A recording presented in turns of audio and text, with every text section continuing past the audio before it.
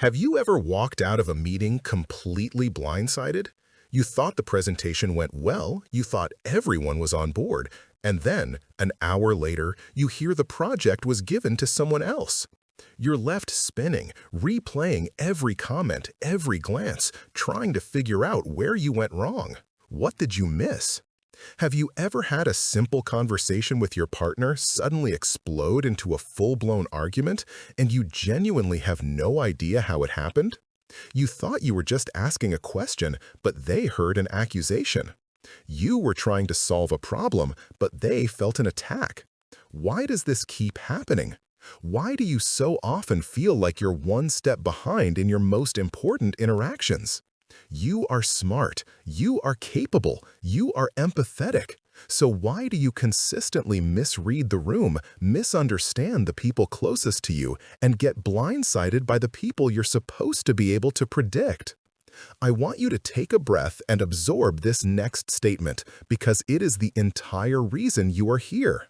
The problem isn't your intelligence. The problem isn't your intuition. The problem is that you are mind-blind. And the high cost of this blindness is sabotaging your career, your relationships, and your own peace of mind. This isn't an insult, it's a diagnosis. And it's the default state for every single human being on this planet. You see, you believe you are reading people, but you're not. You are projecting. You are taking your own fears, your own insecurities, your past traumas, and your own secret hopes, and you are layering them onto every person you meet. You're not seeing them, you're seeing a ghost, a phantom created by your own mind. Think about that brief two-word email from your boss. See me.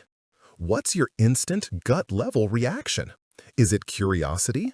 Is it a calm assumption of good news? Or does your stomach clench? Does your heart start to race? Do you instantly begin cataloging every mistake you've made in the last 6 months? That is projection. You have taken a blank screen, 2 simple words, and projected a horror movie onto it. That's the high cost of blindness. You aren't reacting to reality. You are reacting to a story you are telling yourself. And this single flawed mechanism is the root cause of so much of your frustration. It's the reason you over-explain yourself to a quiet colleague, assuming their silence is disapproval, when in reality they're just an introvert who is processing. It's the reason you hold back on a brilliant idea in a meeting because you've misread your manager's neutral expression as boredom. It's the reason you get defensive with your spouse, mistaking their exhaustion for anger. You are living in a world of ghosts, and today, right now, we begin the process, the glitch in your software. So, if this is so destructive, why does your brain do it? Here is the most important truth you will ever learn about your own mind.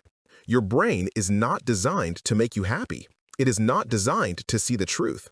Your brain is a survival machine, and it is running ancient, outdated software. This software was coded over 2 million years ago on the plains of the savannah, where the cost of misreading an intention was instant death. Let's look at the biology. Deep in your brain, at the base of your temporal lobe, is a tiny, almond-shaped cluster of neurons called the amygdala. This is your alarm system. This is your threat detector, and it is unbelievably fast. Your amygdala's prime directive is simple. It is better to be wrong and alive than to be right and dead. Think of it this way. 2 of your ancient ancestors are walking in the grass. They both see a long curved shape. One of them, the logician, stops and thinks, that shape has the texture of bark. The color's a bit off for a snake. I'll continue to analyze. The second one, the paranoid one, doesn't think at all. His amygdala screams, snake. He instantly leaps back, adrenaline and cortisol flooding his system. 99 times out of 100, it was just a stick. The logician smirks at his paranoid friend who just wasted a ton of energy. But on that 100th time, it is a viper. The logician is bitten and dies. The paranoid one, who ran first and asked questions later, survives. You and I are descended from the paranoid one. We have all inherited a brain that is hardwired to jump to the worst-case scenario. This is the negativity bias. Your brain is not a neutral observer. It is a biased bodyguard, constantly scanning the horizon for the one thing that could go wrong.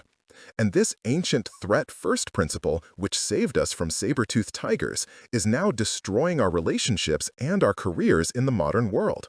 Why? Because today, the threat isn't a snake in the grass. The threat is a coworker who looks at you the wrong way in the elevator. The threat is your partner using a slightly different tone of voice. The threat is that two-word email from your boss. To your amygdala, these are all snakes, and it reacts before your logical brain even has a chance to put its shoes on. Let's walk through the process. The "See Me" email lands in your inbox. In less than 50 milliseconds, that visual information hits your amygdala.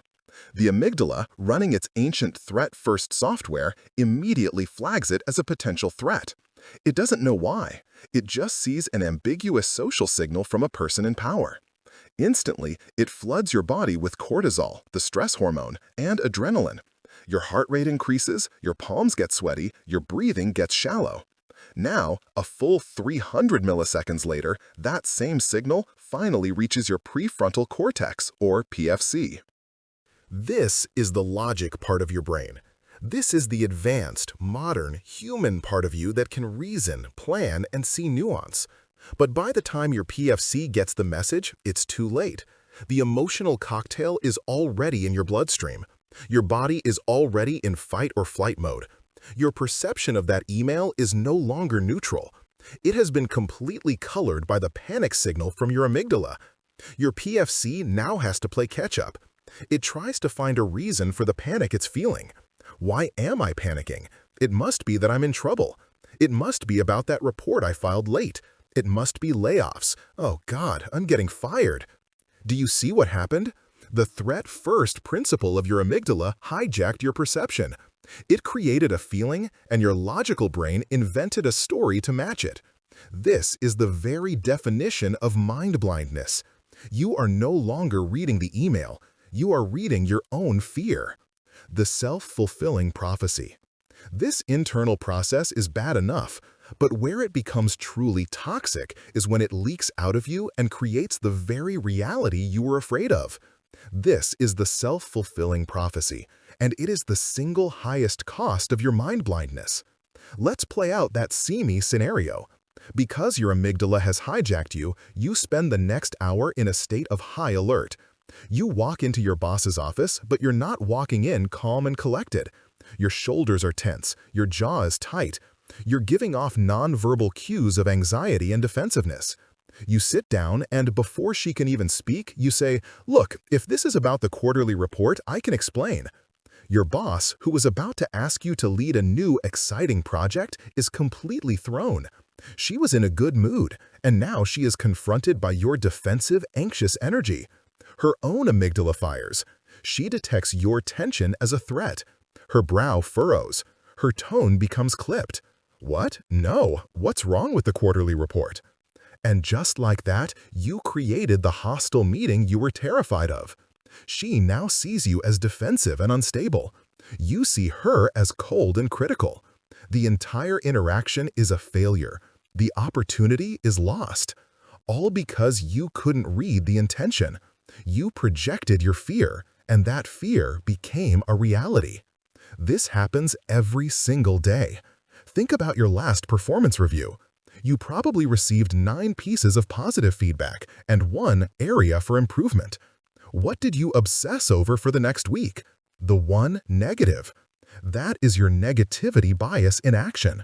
Your brain literally latches on to the threat, the criticism, and dismisses the safety, the praise. You walked out of that review feeling like a failure, blind to the 90% of the data that said you were a success. This blindness doesn't just make you feel bad, it makes you act differently. You become less confident, you take fewer risks, and your performance actually suffers. This is the cycle. This is the trap. You misread a situation because your ancient brain defaults to threat. This misreading creates a negative emotional state.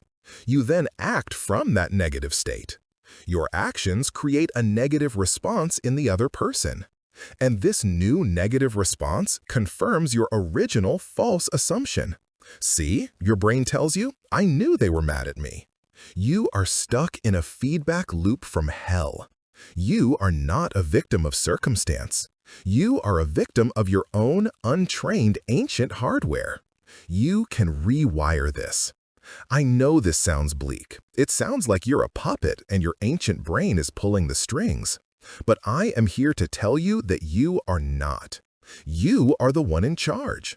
You just haven't been taught how to take the controls. The single most beautiful, hopeful, and powerful discovery in modern neuroscience is this: your brain is not fixed. This is the principle of neuroplasticity. Your brain is like a living electrical grid with billions of pathways. The thoughts you think most often, the emotional reactions you have most often, become your superhighways. They are fast, efficient, and automatic. Right now, your fear and assumption pathways are 8-lane superhighways. Your calm and observation pathways are like tiny, overgrown dirt roads. This entire book is a manual for rewiring your brain. It is a construction project. We are going to prune back the jungle on those dirt roads. We are going to pave them. We are going to build new bridges. We are going to turn calm observation into your new default superhighway. And we will do this by using the very biology that's been trapping you. We are going to use your prefrontal cortex, your logic center, to act as a circuit breaker. We will teach you how to create a tiny space between a signal, like the email, and your reaction, the panic. In that space, you will learn to intercept the faulty alarm from your amygdala. You will learn to observe your own internal state before you act on it. This is not magic. This is not a secret. This is a trainable, biological skill. You will learn to stop projecting and start observant. You will learn to see the data in front of you, not the ghosts behind you. You will learn to identify the subtle, involuntary signals that people's bodies send, signals that are far more honest than their words. You will learn to test your assumptions before you let them become your reality. This skill is the foundation of everything you want in life. It is the key to that promotion because you will finally be able to navigate the complex social map of your office. It is the key to deep, trusting relationships because you will stop making your loved ones pay for the phantoms in your own head. It is the key to your own peace because you will finally be able to silence the constant, anxious chatter of your inner alarm system. You do not have to live a life of being blindsided, misunderstood, and one step behind. The cost of mind blindness is too high. The cost is your potential. The cost is your happiness. It is time to learn how to see. It is time to upgrade your software. But before you can ever hope to clearly read the intentions of another person, you must first learn to read the noise, the bias, and the signals coming from the most complex and important person you will ever interact with, yourself. And that is exactly where we are going next. You're in the kitchen, and your partner walks in after a long day at work. You ask a simple, innocent question. What do you want for dinner? And they snap. I don't care, just figure it out. Your immediate gut reaction is a jolt of anger, defensiveness. What did I do? Why are you attacking me? An argument ignites and the night is ruined. Let's rewind. Now imagine that just before they walked in, you were already simmering. You were stressed about a bill you had to pay. You were annoyed about a project at work. You were already tense, tired, and your patience was worn down to a thread. Now ask the question. When they snapped, were you reacting to their words? Or did their snap simply light the fuse on a bomb that was already armed? This is the most critical and most humbling lesson in learning to read others. You cannot see them clearly, ever, until you first see yourself. You are walking through the world in a cloud of your own stuff, your own stress, your own past, your own insecurities, your own physical state, your hunger, your fatigue, your caffeine jitters. This cloud isn't invisible. It is a powerful broadcast system, and it is also a powerful distortion field. It is the noise that corrupts every signal you try to send and every signal you try to receive. In the last chapter, we learned that your brain is hardwired for a threat-first negativity bias. But that's just the default setting. On any given day, you are actively making that bias better or worse. You think you are a calm, rational person, but you are a walking chemical cocktail. And if you don't know the recipe of your own cocktail before you enter an interaction, you have zero chance of understanding anyone else's. What does that stress cocktail look like? When you have a bad night's sleep, your brain is already deficient in its ability to regulate emotion. Your amygdala, your fear center, is more reactive. Your prefrontal cortex, your logic center, is groggy and offline. When you skip lunch, your blood sugar plummets, triggering a release of cortisol, the stress hormone. You are, quite literally, in a state of physical, biological stress, just because you were too busy to eat. When you've been stuck in traffic for an hour, your body has been marinating in adrenaline. You are in a low-grade fight or flight state. You then walk into that meeting or back into your home, carrying this invisible, toxic load. You are not at a baseline. You are at a deficit. You are a leaky container, and your stress is spilling onto everyone around you. You're not reacting to what your coworker said. You're reacting to the fact that your cortisol levels were already sky high. You're not angry at your partner. You're angry that you're exhausted and your brain's threat detection system is set to hair trigger. This is why, before you can ever hope to read the world, you must learn to read your own internal dashboard. The warped mirror of projection. The problem is far deeper than just being in a bad mood. Your internal state doesn't just color your perception, it creates it. Your brain is not a clear, clean window pane that you look through to see the world. It is a projector, and the film it is running 24/7 is your own emotional state. When you are feeling anxious, you project an anxious film onto the world. When you are feeling insecure, you project a film of judgment and criticism. When you are feeling optimistic, you project a film of opportunity. This is the biological mechanism of projection. It's the brain's ultimate "it's not me, it's you" defense mechanism. And it warps everything. Let's make this real. Scenario: you're feeling overwhelmed and behind at work. You feel a low hum of anxiety, a feeling of "I'm not good enough." You walk into a team meeting and your colleague, let's call her Sarah, is giving a presentation. You notice her glance at you for a split second. The warped mirror reaction.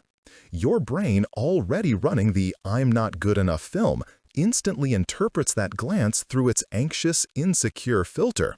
Your internal monologue screams, "She knows I'm behind. That look was pity. No, it was judgment. She thinks I'm incompetent." The objective reality. Sarah's glance was random.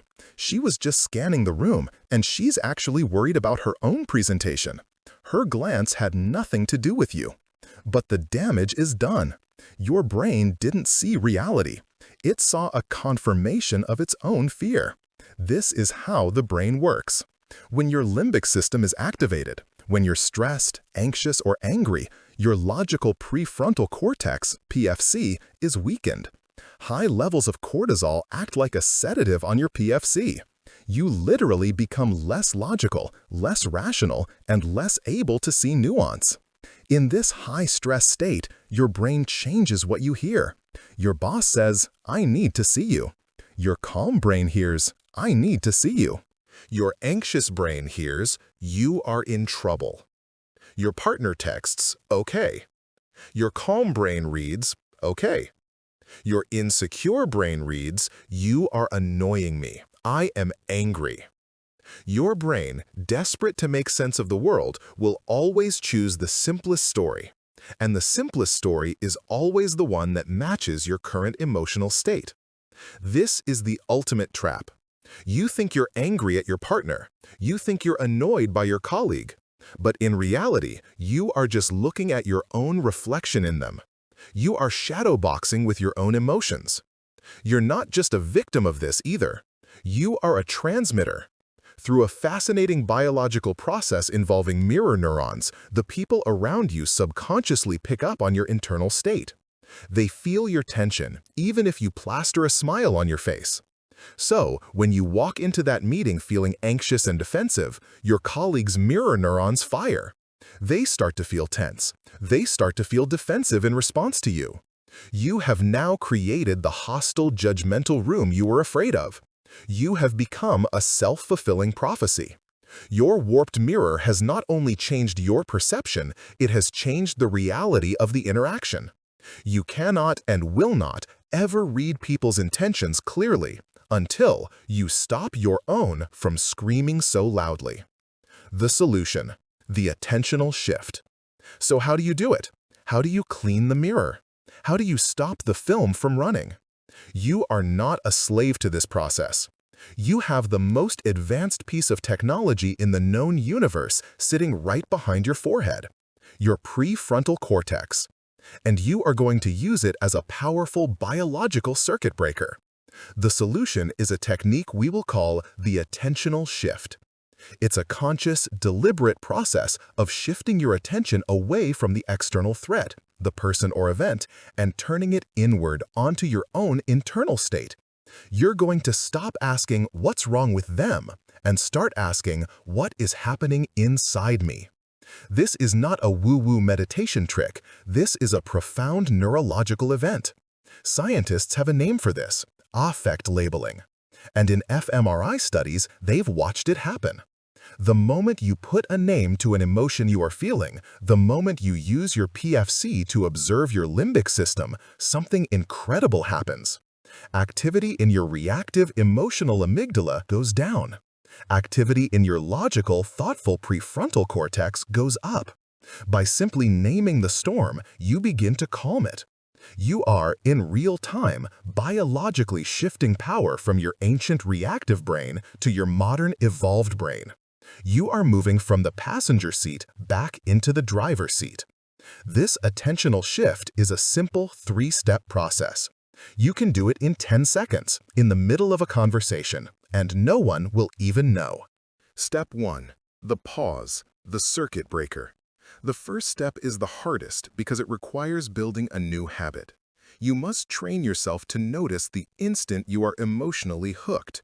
It's a physical sensation, a jolt, a flash of heat in your chest, a sudden tightness in your stomach, your jaw clenching. This is the sound of your amygdala firing. This is your check engine light. The moment you feel it, your new habit must be to pause. Just stop. Don't speak. Don't react. Don't hit send on that email. Just freeze for 1 single second. This 1 second is the space you need to stop the hijack. This is where you insert your logic. Step 2. The scan, the internal weather report. Now that you've paused, you're going to run a rapid 3-second diagnostic. You're going to shift your attention 100% inside. Ask yourself 2 questions. What am I physically feeling? E.g., my chest is tight, my breathing is shallow, my palms are sweaty. What story is my brain telling me? E.g., the story is that my boss is angry at me. The story is that I'm being attacked. This act of scanning separates you, the observer, from the feeling, the data. You are no longer angry. You are a person observing the physical sensation of anger. This is a critical distinction. Step 3. The label, the amygdala tamer. This is the final and most powerful step. You are going to take the data from your scan and you are going to give it a simple, non-judgmental name. You will say to yourself, "I am feeling anxious," or "I am feeling disrespected," or "I am feeling insecure," or even just, "This is my stress." You are not labeling the other person. This is the key. You do not say, "He is being a jerk." That is projection. That is the warped mirror. You only label your own internal state. The moment you say, "I am feeling anxious," your PFC lights up, and your amygdala calms down. You have not repressed the emotion. You have not ignored it. You have processed it.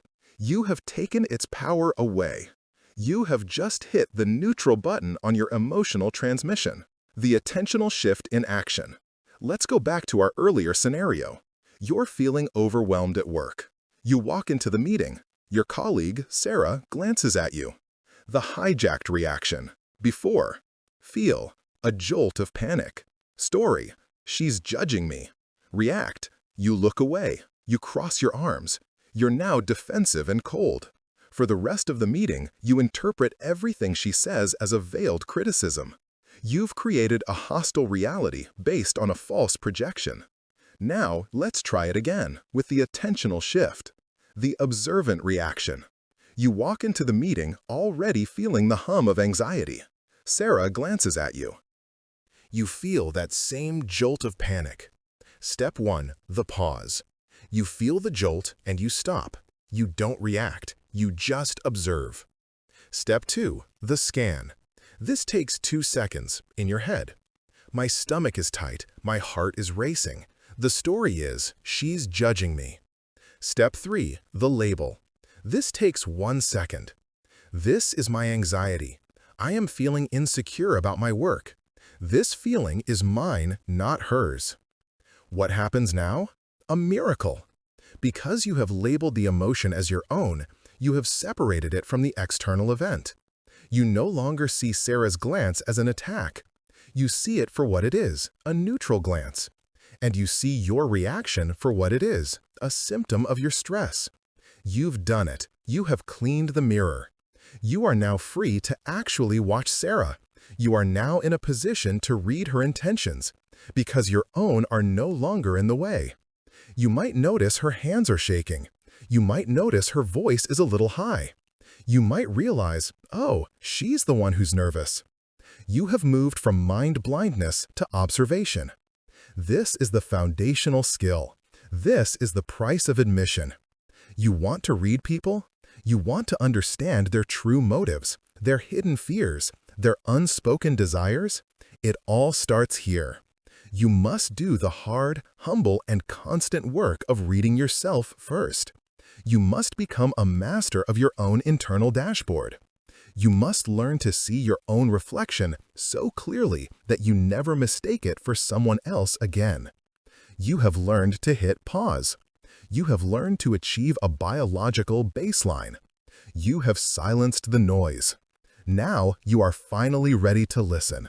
And the first, most honest channel of communication isn't what people say.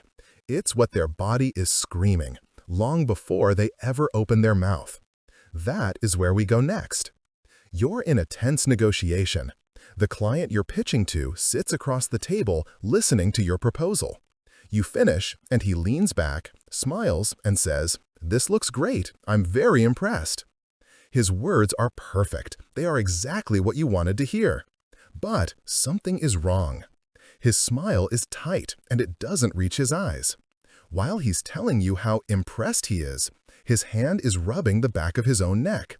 And under the table, you see his foot is tapping fast against the floor. You hear the yes, but you feel the no. What do? If you're like most people, you ignore your gut. You ignore the data your eyes are giving you. You've been socially conditioned your entire life to do one thing: listen to the words. It's easier. It's polite. It's the path of least resistance. So you smile, you thank him, you pack up. And you are completely blindsided 2 days later when he emails you to say they've decided to go in another direction. You got burned. You got burned because you listened to the lie and you ignored the truth. The truth is, his mouth was lying, but his body was screaming at you. Welcome to the most honest, unfiltered, and reliable source of information on the planet, the human body. The body cannot lie. It doesn't know how. And once you learn to read this primal channel, you will never be blindsided again. The two brains, the liar and the honest engine.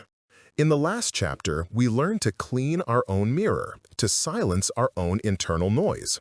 Now that we are at a calm baseline, we are finally ready to observe. And our first, most important lesson in observation is this: When you are talking to a person, you are actually talking to two different brains. Brain number one is the one you think you're talking to. This is the prefrontal cortex, PFC. This is the modern, evolved, logical brain. This is the PR department. The PFC is your spin doctor. Its job is to manage your reputation, to be polite, to fit in, and to craft narratives. It's the part of the brain that says, "I'm fine," when you're not. It's the part that says, "Your presentation was great," when it was boring. It's the part that smiles at the client and says, "This budget looks perfect." The PFC is a brilliant, sophisticated, and necessary liar. Brain number two is the one you should be watching. This is the limbic system. This is the ancient, primal, emotional brain. This is the honest engine. Your limbic system, which houses the amygdala we met in Chapter 1, does not use words. It does not understand social rules. It doesn't care about being nice. Its only job is to react to the world in real time and keep you safe. It is your true emotional core. And here is the secret. The honest engine, your limbic system, is directly wired to the rest of your body through your autonomic nervous system. The PR department, your PFC, is not. When a person feels a true emotion, a flash of anger, a jolt of fear, a pang of disgust, their limbic system instantly reacts. It floods the body with chemicals. It tenses muscles. It changes their posture. It happens before their logical PFC even gets the message. This creates a constant battle. The honest engine reacts with the truth. Then, milliseconds later, the PR department jumps in to cover it up with a polite verbal narrative. But the cover-up is never perfect. This is where the magic happens. When a person is trying to mask their true feelings, when they're lying or just being polite, their PFC is working overtime. This creates an immense cognitive load. They are focusing all their mental energy on crafting the words, on managing their facial expression. And because the PFC is so busy, it drops the ball. It forgets to control the rest of the body. The truth leaks out. It leaks out in their feet. It leaks out in their hands. It leaks out in tiny, fractional second flashes on their face. Your job is to stop listening to the spin doctor and start watching the leakage. The channels of leakage. What to watch. Forget the pop psychology cliches. Arms crossed does not mean closed off. It might mean they're cold. No eye contact does not mean lying. It might mean they're shy, or that they are an auditory processor who needs to look away to think. We are not looking for a single, simple tell. We are looking for clusters of signals. And most importantly, we are looking for mismatches. The moments when the words say one thing, but the body says another. There are two primary types of leakage you must learn to spot. 1. Micro-expressions. The faces flash. A micro-expression is an involuntary, full-face expression of a true concealed emotion. It lasts for 1/15th to 1/25th of a second. It is a tiny flash of the real feeling before the PR department can slap the social mask, the fake smile, the neutral expression, back on. This research was pioneered by Dr. Paul Ekman, who identified 7 universal microexpressions: anger, fear, disgust, contempt, sadness, surprise, and joy. You don't need to be a certified expert to spot these. You just need to know when to look. The key is to watch a person's face at the precise moment they are reacting to something. The moment you ask a hard question, the moment you state the price, the moment they hear a new piece of information. Scenario: you ask your coworker, "Are you okay with leading this new project?" The words: they smile and say, "Absolutely, I'm excited." The micro-expression: for 1/20th of a second, just before they spoke, you saw their eyebrows pull up and together and their eyes widened. That was a flash of pure fear. The data: their words said excited.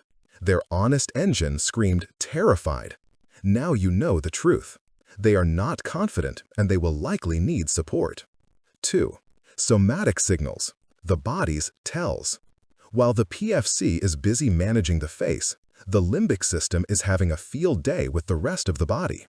When the honest engine feels stress, fear, or excitement, it floods the body with adrenaline and cortisol. The body must do something with this chemical energy. This nervous energy leaks out in two ways. Gravity-defying gestures. The body wants to flee. This translates into tapping feet, bouncing knees, and fidgety, light movements. It's the body's way of burning off the fight or flight energy. A tapping foot under the table is a scream for "get me out of here." Pacifying behaviors, self-soothing. This is one of the most reliable tells you will ever see. When the limbic system is stressed, the body unconsciously tries to comfort itself. These are pacifying behaviors. It's the adult version of a baby sucking its thumb, rubbing the back of the neck, touching the face, or the suprasternal notch, the little dimple at the base of the throat, stroking one's own arm or leg, wringing hands, fixing a tie, adjusting a cuff, or playing with jewelry when it doesn't need to be. When you see a pacifying behavior, you are looking at a direct, real-time broadcast of a stressed-out limbic system. The person is, in that moment, feeling insecure, stressed, or uncomfortable, no matter what words are coming out of their mouth. The solution: the three-part limbic scan. Okay, so how do we put this all together? You can't be staring at someone's feet, hands, and face all at once. You'll look like a maniac. The key is to have a simple, repeatable system. A mental checklist you can run in seconds. This is the three-part limbic scan. You're not looking for a single clue. You're looking for a cluster of data points that all point to the same truth. Step 1. The foundation, posture, and direction. Before you zoom in, see the big picture. The most honest parts of the body are the ones we pay the least attention to. The feet and the torso. Where is the person pointing? The human brain unconsciously points the body where it wants to go. If you're at a party talking to someone and their words are engaged, but their feet and torso are angled toward the exit, they want to leave. In a meeting, are they open, leaning in, body facing you, taking up space? This signals comfort and confidence. Or are they closed, leaning back, angled away, arms crossed, making themselves small? This signals discomfort or defensiveness. This is your baseline. This tells you their general intention, engagement, or withdrawal. Step 2. The tensions, somatic and pacifying tells. Now zoom in.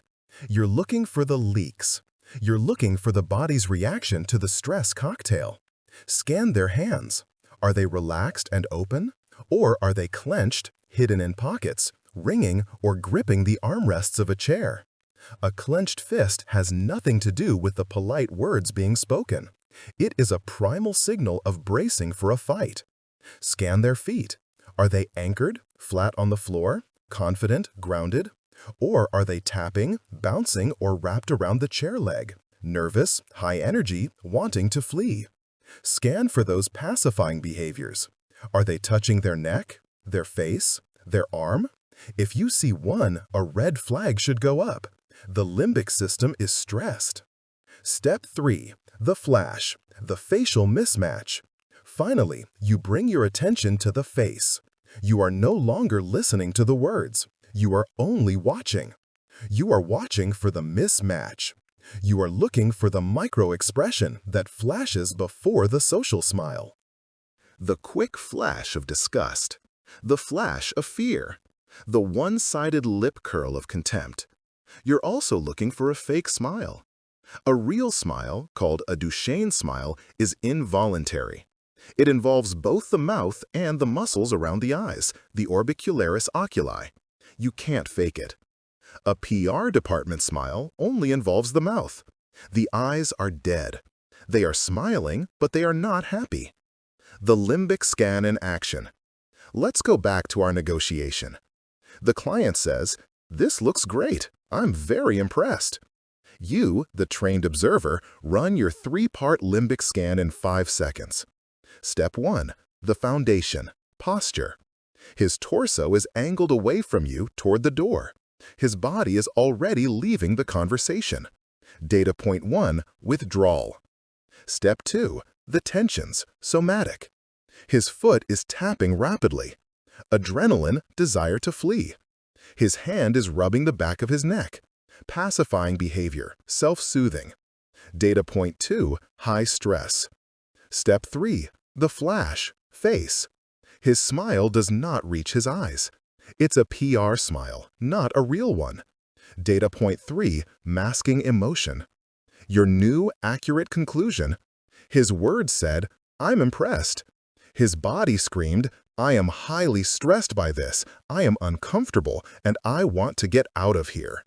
You have just read his mind. Now, what do?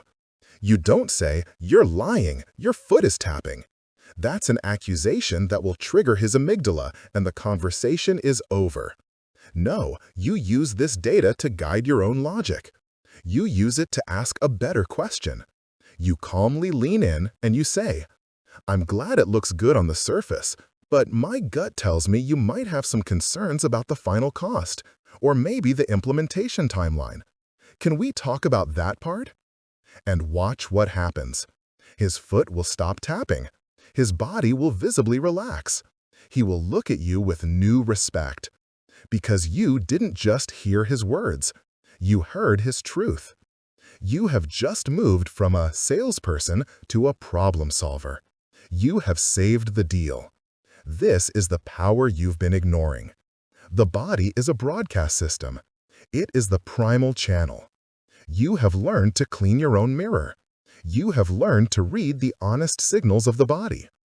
But there is still one more channel of leakage, a channel that is just as powerful and just as primal as the body. It's the music behind the words. It's the sound of the nervous system itself. It's the voice. And that is where we go next. You're in a tense negotiation. The client you're pitching to sits across the table, listening to your proposal. You finish, and he leans back, smiles, and says, "This looks great. I'm very impressed." His words are perfect. They are exactly what you wanted to hear. But something is wrong.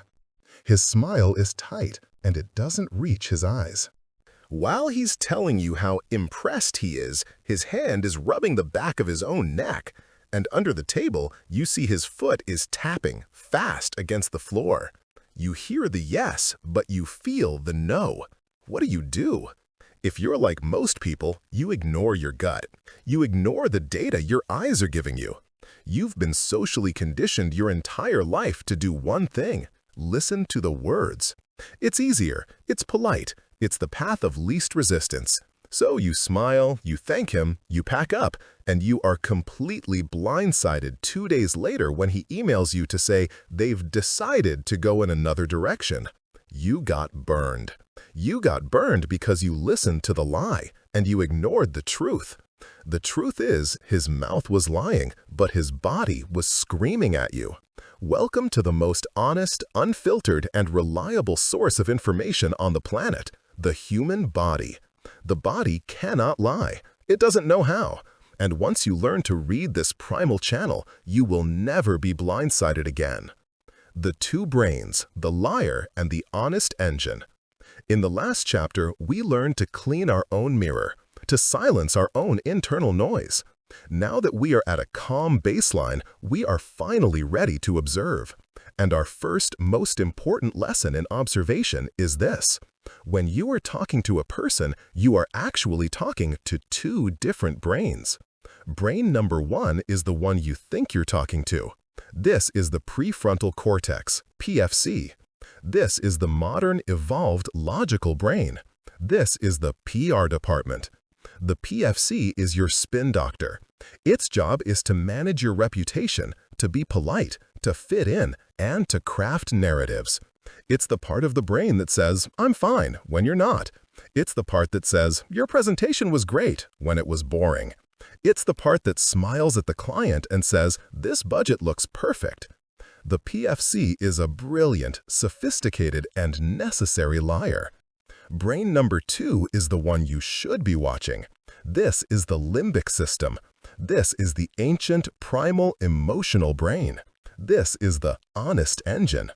Your limbic system, which houses the amygdala we met in Chapter 1, does not use words. It does not understand social rules. It doesn't care about being nice.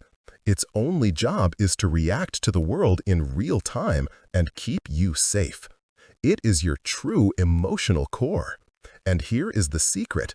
The honest engine, your limbic system, is directly wired to the rest of your body through your autonomic nervous system.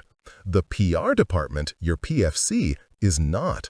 When a person feels a true emotion, a flash of anger, a jolt of fear, a pang of disgust, their limbic system instantly reacts. It floods the body with chemicals. It tenses muscles. It changes their posture. It happens before their logical PFC even gets the message.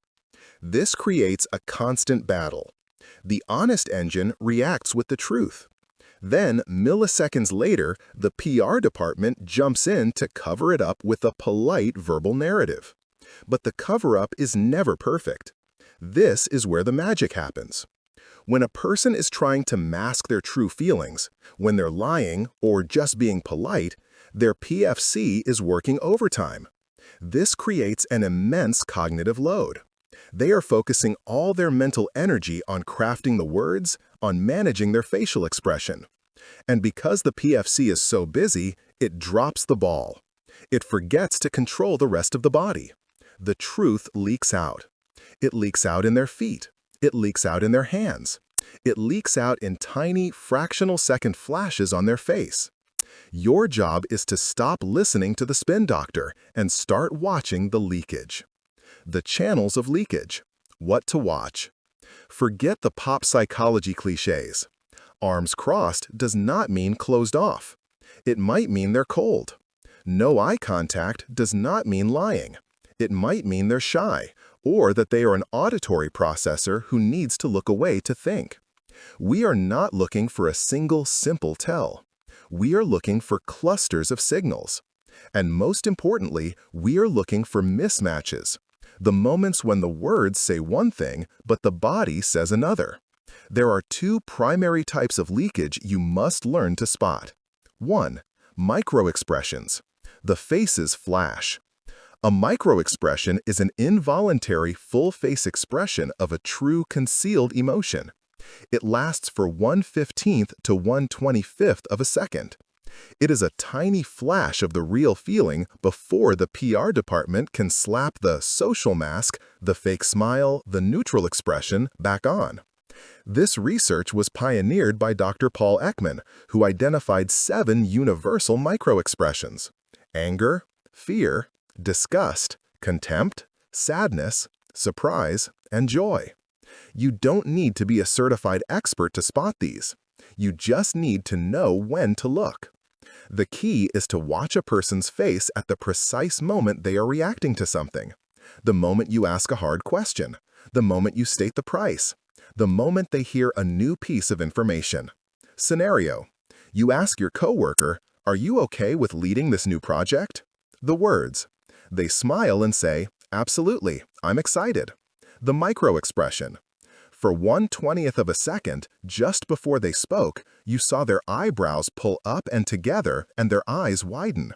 That was a flash of pure fear. The data. Their words said, "excited." Their honest engine screamed, "terrified." Now you know the truth. They are not confident, and they will likely need support. 2. Somatic signals. The body's tells. While the PFC is busy managing the face, the limbic system is having a field day with the rest of the body. When the honest engine feels stress, fear, or excitement, it floods the body with adrenaline and cortisol. The body must do something with this chemical energy. This nervous energy leaks out in 2 ways. Gravity-defying gestures. The body wants to flee. This translates into tapping feet, bouncing knees, and fidgety, light movements. It's the body's way of burning off the fight or flight energy. A tapping foot under the table is a scream for "get me out of here." Pacifying behaviors, self-soothing. This is one of the most reliable tells you will ever see. When the limbic system is stressed, the body unconsciously tries to comfort itself. These are pacifying behaviors. It's the adult version of a baby sucking its gum, rubbing the back of the neck, touching the face, or the suprasternal notch, the little dimple at the base of the throat, stroking one's own arm or leg, wringing hands, fixing a tie, adjusting a cuff, or playing with jewelry when it doesn't need to be. When you see a pacifying behavior, you are looking at a direct, real-time broadcast of a stressed-out limbic system. The person is, in that moment, feeling insecure, stressed, or uncomfortable, no matter what words are coming out of their mouth. The solution: the 3-part limbic scan. Okay, so how do we put this all together? You can't be staring at someone's feet, hands, and face all at once. You'll look like a maniac. The key is to have a simple, repeatable system, a mental checklist you can run in seconds. This is the 3-part limbic scan. You're not looking for a single clue. You're looking for a cluster of data points that all point to the same truth. Step 1. The foundation, posture, and direction. Before you zoom in, see the big picture. The most honest parts of the body are the ones we pay the least attention to: the feet and the torso. Where is the person pointing? The human brain unconsciously points the body where it wants to go. If you're at a party talking to someone and their words are engaged, but their feet and torso are angled toward the exit, they want to leave. In a meeting, are they open, leaning in, body facing you, taking up space? This signals comfort and confidence. Or are they closed, leaning back, angled away, arms crossed, making themselves small? This signals discomfort or defensiveness. This is your baseline. This tells you their general intention, engagement, or withdrawal. Step 2. The tensions, somatic and pacifying tells. Now zoom in. You're looking for the leaks. You're looking for the body's reaction to the stress cocktail. Scan their hands. Are they relaxed and open? Or are they clenched, hidden in pockets, wringing, or gripping the armrests of a chair? A clenched fist has nothing to do with the polite words being spoken. It is a primal signal of bracing for a fight. Scan their feet. Are they anchored, flat on the floor, confident, grounded? Or are they tapping, bouncing, or wrapped around the chair leg, nervous, high energy, wanting to flee? Scan for those pacifying behaviors. Are they touching their neck, their face, their arm? If you see one, a red flag should go up. The limbic system is stressed. Step 3. The flash, the facial mismatch. Finally, you bring your attention to the face. You are no longer listening to the words. You are only watching. You are watching for the mismatch. You are looking for the micro-expression that flashes before the social smile. The quick flash of disgust. The flash of fear. The one-sided lip curl of contempt. You're also looking for a fake smile. A real smile, called a Duchenne smile, is involuntary. It involves both the mouth and the muscles around the eyes, the orbicularis oculi. You can't fake it. A PR department smile only involves the mouth. The eyes are dead. They are smiling, but they are not happy. The limbic scan in action. Let's go back to our negotiation. The client says, "This looks great. I'm very impressed." You, the trained observer, run your 3-part limbic scan in 5 seconds. Step 1. The foundation, posture. His torso is angled away from you, toward the door. His body is already leaving the conversation. Data point, withdrawal. Step 2. The tensions, somatic. His foot is tapping rapidly, adrenaline, desire to flee. His hand is rubbing the back of his neck, pacifying behavior, self-soothing. Data point, high stress. Step 3. The flash, face. His smile does not reach his eyes. It's a PR smile, not a real one. Data point, masking emotion. Your new, accurate conclusion. His words said, "I'm impressed." His body screamed, "I am highly stressed by this. I am uncomfortable, and I want to get out of here." You have just read his mind. Now what do? You don't say, "You're lying, your foot is tapping." That's an accusation that will trigger his amygdala and the conversation is over. No, you use this data to guide your own logic. You use it to ask a better question. You calmly lean in and you say, "I'm glad it looks good on the surface, but my gut tells me you might have some concerns about the final cost, or maybe the implementation timeline. Can we talk about that part?" And watch what happens. His foot will stop tapping, his body will visibly relax. He will look at you with new respect. Because you didn't just hear his words, you heard his truth. You have just moved from a salesperson to a problem solver. You have saved the deal. This is the power you've been ignoring. The body is a broadcast system. It is the primal channel. You have learned to clean your own mirror. You have learned to read the honest signals of the body. But there is still one more channel of leakage. A channel that is just as powerful and just as primal as the body. It's the music behind the words. It's the sound of the nervous system itself. It's the voice. And that is where we go next. You're in a crucial team meeting. You've just outlined a new, aggressive deadline. To make sure everyone is on board, you go around the table. You get to your key team member, the one who has to do the heaviest lifting. You ask him, "Are you good with this? Can you make this happen?" He pauses. It's just a fraction of a second, but it feels loud. Then he looks up, gives a tight nod, and says, "Yeah, sure, no problem." The words are perfect. Sure, no problem. You are a busy person. You have a dozen other things to deal with. So you check the yes box in your mind and you move on. And then, 3 days before the deadline, you discover he is hopelessly behind. The project is on fire. Your entire timeline is torpedoed. You are furious. Why didn't you say something? And here is the cold, hard truth. He did. He told you in no uncertain terms that he was not on board. He told you he was overwhelmed. He told you he was panicking. You just didn't know how to listen. You were word listening. You were listening to the lyrics, the literal, semantic meaning of what he said. But you were completely deaf to the music. The music was in that fractional pause. The music was in the "yeah" that was an octave higher than his normal speaking voice. The music was in the "sure" that was thin, breathy, and had all the energy of a flat tire. His PR department, his prefrontal cortex, was saying the words you wanted to hear. But his honest engine, his limbic system, was screaming at you through his voice. Welcome to the vocal matrix. If the body is the primal channel, the voice is the primal broadcast.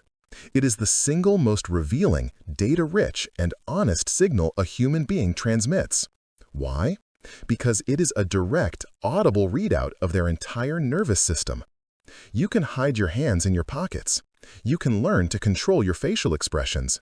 But it is almost impossible to control the intricate biology of your voice when you are under stress. Once you learn to stop just hearing words and start listening to the music, you will gain an almost unfair advantage. You will hear the no behind the yes. You will hear the uncertainty behind "I'm sure." You will hear the truth always. The biology of the broadcast. So, what is happening under the hood? Why is the voice so honest? It's not magic. It's biology. Your voice is not just a tool you use. It is a symptom of your internal state. Let's get specific. Your vocal cords, the tiny, vibrating tissues in your larynx, are controlled by a complex web of muscles. These muscles are directly and involuntarily linked to your autonomic nervous system. This is the system that controls your fight-or-flight response. Think of your voice as a sensitive instrument, and your nervous system is the musician. Scenario 1. The honest engine is calm. When you are relaxed, confident, and telling the truth, your parasympathetic nervous system is in charge. This is your rest and digest state. Your breathing is deep and comes from your diaphragm. This sends a rich, steady stream of air past your vocal cords. The muscles in your larynx are relaxed. The result? Your voice is full, resonant, and flows at a steady pace. It has power and warmth. It's the sound of congruence. You believe what you were saying, and your voice proves it. Scenario 2. The honest engine is stressed. The instant your amygdala detects a threat, your sympathetic nervous system takes over. The threat isn't a saber-toothed tiger. The threat is being asked a question you don't want to answer. The threat is having to lie. The threat is the fear of looking stupid. Your breathing instantly becomes shallow, moving from your diaphragm up into your chest. This creates a weak, unsteady stream of air. And here is the key. The muscles around your larynx involuntarily tighten. This is a primal, ancient reflex. Your body is bracing for impact. The result? Your voice physically changes. The pitch goes up. The tone becomes thin, strained, or breathy. You literally cannot produce a full, resonant tone when your body is in a state of alarm. This is the sound of incongruence. This is the sound of leakage. Let's apply this. Think about a time you've had to deliver bad news. You wanted to sound confident. You told yourself, be strong. But your voice came out high, weak, and maybe it even cracked. That was not a failure of character. That was a biological broadcast. Your sympathetic nervous system hijacked your vocal cords. And your true emotional state, your stress, your sadness, your fear, leaked out for everyone to hear. This brings us to the biggest mistake people make. We often mistake a flat, monotone voice for boredom or disinterest. This is a fatal error in observation. A flat, robotic, unemotional voice is almost never a sign of boredom. It is a sign of massive cognitive load. It's the sound of the PR department, the PFC, working in absolute overdrive. It is using all of its available energy to suppress a powerful underlying emotion like white-hot rage or profound sadness. It's a vocal lockdown. When your colleague finds out they were passed over for a promotion and says, "I'm fine, I understand," in a voice completely devoid of emotion, they are not fine. They are in a state of emotional siege. Their PFC is a dam holding back a flood of limbic-driven fury. The lack of prosody is the tell. The prosody test. You must train yourself to listen to the music. Vocal prosody is the technical term for the melody, rhythm, and tone of speech. This is where the truth lives. From now on, when you listen to someone, you are going to run a rapid, 3-part mental diagnostic. This is the prosody test. You are listening for 3 things: pitch, pace, and power. 1. Pitch, the emotional thermometer. What it is. Pitch is the high or low frequency of the voice. Biologically, it's a direct readout of the tension in the vocal cords. What to listen for? The change from their baseline. First, you must have a baseline. For the people you interact with regularly, you know their normal speaking voice. You're not listening for their baseline, you're listening for the deviation. The vocal spike. This is the most common tell. You ask a simple question and their voice suddenly jumps up on a key word. You ask, "Are you happy with this new arrangement?" They say, "Oh yeah, I'm happy." That happy was a full half-octave higher than the rest of their sentence. That is not excitement. That is tension. Their sympathetic nervous system tightened their vocal cords at the precise moment they were forced to lie. You just heard the lie. The vocal crack. This is the ultimate leak. A voice crack is a vocal cord spasm.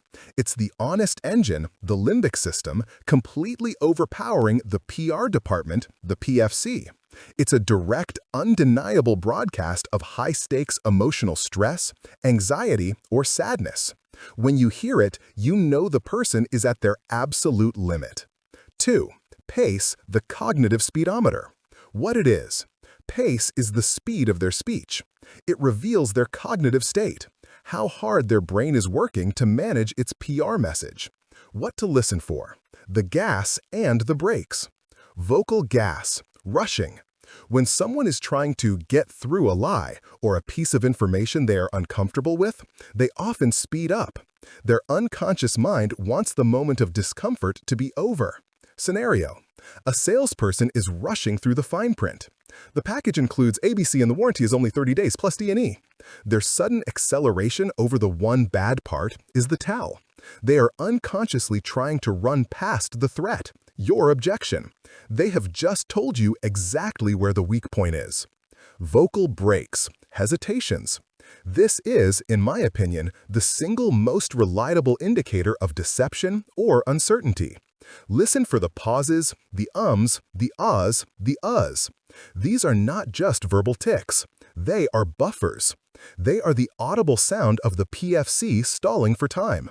The honest engine has one answer, the truth. The PR department is trying to invent a better, more socially acceptable one, the lie. That is the sound of a brain in creative, high-stress conflict. Scenario. Where were you last night? The answer, I was, I just had to work late. That pause and that, were the gap. That was the space where the lie was constructed. A person telling the truth has no such gap. Their answer is instant. I was at the office. It was a nightmare. The data is already there. A liar has to create the data. The vocal break is the sound of the factory. 3. Power, the confidence meter. What it is. Power is the energy and resonance in the voice. Is it full, warm, and supported by the diaphragm? Or is it thin, weak, and breathy? This is a direct measure of their conviction. What to listen for. The source of the voice. Full, resonant tone, the chest voice. This comes from the diaphragm. It signals congruence. The person's words and their feelings are aligned. Their parasympathetic nervous system is dominant. They believe what they are saying. You can feel the conviction. Thin, breathy tone. This is the sound of shallow chest-level breathing. It's the sound of a sympathetic nervous system on high alert. It signals incongruence, fear, or anxiety. The person has no power behind their words because their body knows they are not telling the truth. The prosody test in action. Let's go back to our opening scenario. Your team member who said, "Yeah, sure, no problem." You, as a word listener, heard, "Yes." You, as a trained observer, will now run the 3-part prosody test. 1. Pitch. You notice his "yeah" was higher than his normal baseline. It was a vocal spike. Red flag. Tension. 2. Pace. He paused before he spoke. A vocal break. His brain was stalling, calculating the correct answer versus the honest one. Red flag. Cognitive load. 3. Power. His "sure, no problem" was breathy and thin. It had no power. It was a head voice, not a chest voice. Red flag, lack of confidence. Your new accurate conclusion. His lyrics said, "yes." His music screamed, "I am stressed." Pitch. "I have to think about this." Pace. "And I have no confidence in this at all." Power. You have just read his mind. So what do? You don't say, "You're lying, your voice was high." That's an attack. You use this data to become a leader. You pause, you look at him with empathy, not anger, and you use the data you just gathered. You say, "John, I heard you say yes, but I got the sense you might be hesitant. I'm guessing you're worried about the back-end coding for this timeline. Am I right?" And watch what happens. You will see his entire body relax. The tension will drain from his shoulders. He will probably let out a whoosh of air. "Yes, honestly, I am. I don't see how we can." And boom, you're no longer on a path to failure. You're on a path to a solution.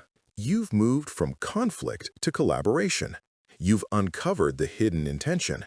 You have now learned to clean your own mirror. You have learned to read the primal, honest broadcast of the body. And now you have learned to hear the truth in the music of the voice. You have the individual data streams. But what happens when these streams go to war? What happens when the words say yes, the voice says no, and the body is angled toward the door? This is the flashpoint. This is the X that marks the spot. This is the moment a skilled observer lives for. You've learned to read the channels in isolation. Now it's time to learn how to spot the clash. We are going to become masters of the congruence test. Your partner comes home. You can feel the tension radiating from them before they even say a word. Their shoulders are tight, their movements are sharp, and they put their keys down on the counter with just a little too much force. You ask, "Hey, is everything okay?" They turn to you, their jaw set, and in a voice that is perfectly, terrifyingly flat, they say, "I'm fine." And what do? You know it's a lie. You know they are not fine. Every piece of data your body and voice detectors, from our last 2 chapters, are screaming at you. Lie, red alert, incongruence. And yet, 99 times out of 100, you will say, "Okay, well, let me know if you need anything." Why? Why do you see a flash of anger in a colleague's microexpression right before they smile and say, "Great idea," and you choose to believe the smile? Why do you hear the high-pitched vocal spike of tension in your friend's voice when they say, "I'm so happy for your promotion," and you choose to believe the words? Why, in the face of a direct, undeniable clash between what you are seeing and what you are hearing, do you almost always choose to believe the least reliable signal of all, the words? The answer is simple. You don't ignore the mismatch because you're stupid. You ignore it because your brain is wired for comfort, not for truth. You ignore the clash because it is easier. This single, defining moment, the flashpoint where words and actions go to war, is the most important moment in any human interaction. It is the X on the treasure map, marking the exact location of the hidden intention.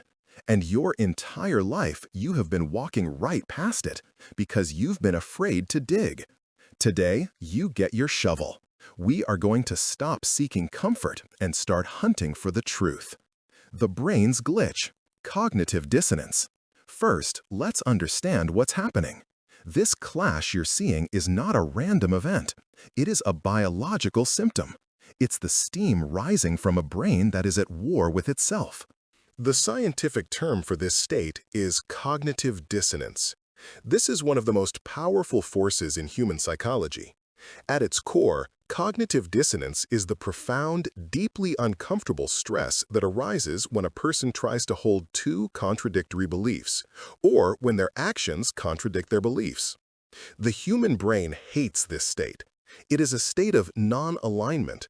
It creates a massive cognitive load, a drain on the brain's resources. Let's look at your partner who said, "I'm fine." Belief number 1, the honest engine. I am furious. My boss disrespected me. I feel like a failure. I am in a state of high alert, limbic system. Belief number 2, the PR department. I should not dump my anger on my partner. I need to be a good partner. I must perform the role of being fine, prefrontal cortex. These 2 beliefs are at war. The honest engine is screaming attack, while the PR department is screaming be polite. This internal battle is exhausting, and the PR department, the PFC, pours all of its energy into managing the most human part of the performance, the words. It focuses all its computing power on saying the right thing. I'm fine. But, just like we learned in Chapter 3, because the PFC is working so hard on the verbal lie, it drops the ball on everything else. It forgets to tell the shoulders to relax. It forgets to tell the jaw to unclench. It forgets to manage the tone of the voice, which comes out flat and tense, the vocal lockdown we discussed in Chapter 4. The mismatch you are seeing, the incongruence, is the evidence of their cognitive dissonance. It is the leakage from their internal war. This is not just a clue, it is a confession. It is the single most reliable sign you will ever get that what a person is saying is a performance, and the truth is hidden just beneath the surface. So, if the signal is that obvious, why do we miss it? Because their cognitive dissonance creates cognitive dissonance in you. You are now the one with 2 conflicting inputs. Input number 1, the words, "I'm fine." Input number 2, the body, voice, I'm furious. And your brain, just like theirs, hates this state. It wants to resolve the tension. It wants the easiest path to comfort. Path of least resistance, believing the words. If you believe I'm fine, the problem is solved. No conflict, no difficult conversation, no drama. You get to go back to making dinner. Your brain, wired for survival and energy conservation, loves this path. Path of most resistance, believing the body. If you believe the body, you have to challenge the words. You have to say, you don't seem fine. You have to initiate a confrontation. This is stressful, it's hard, it requires energy. And so, your brain, seeking comfort, performs a tiny, subconscious act of cowardice. It chooses to believe the lie. You are not a victim of their deception. You are a willing participant in it. This is the cycle you must break. You have to be willing to trade the short-term comfort of believing the lie for the long-term power of seeing the truth. The solution, the mismatch detector. The only way to break this cycle is to install a new piece of software in your brain, a new mental model. We'll call it the mismatch detector. This is not a passive tool. This is an active hunting process. From now on, you are no longer a listener. You are a detective. Your job is to listen for, look for, and feel for one thing and one thing only: the clash. You are actively scanning for the moments when the words, the body, and the voice do not align. And when you find one, when you see that fake smile, when you hear that vocal spike, when you see the clenched fist that accompanies the words, "I'm fine," you do not feel fear. You feel excitement. Why? Because you've just struck gold. You found the X. You found the leak. This brings us to the golden rule of intent. You must burn this into your brain. When the words and the nonverbals, body, voice, are in conflict, you must always, always believe the nonverbals. No exceptions. The PR department is a born liar. The honest engine cannot lie. You must trust the leakage. So, how do you use this? What does this look like in the real world? Once your mismatch detector goes off, you have one job: get curious. Your goal is not to accuse. Your goal is to clarify. Never, ever say you're lying. Never say your body is telling me you're angry. That is an attack. That will trigger their amygdala, and you will get defensiveness, not data. Instead, you calmly and gently point at the mismatch and ask for clarification. You invite them to resolve their own dissonance for you. Let's walk through it.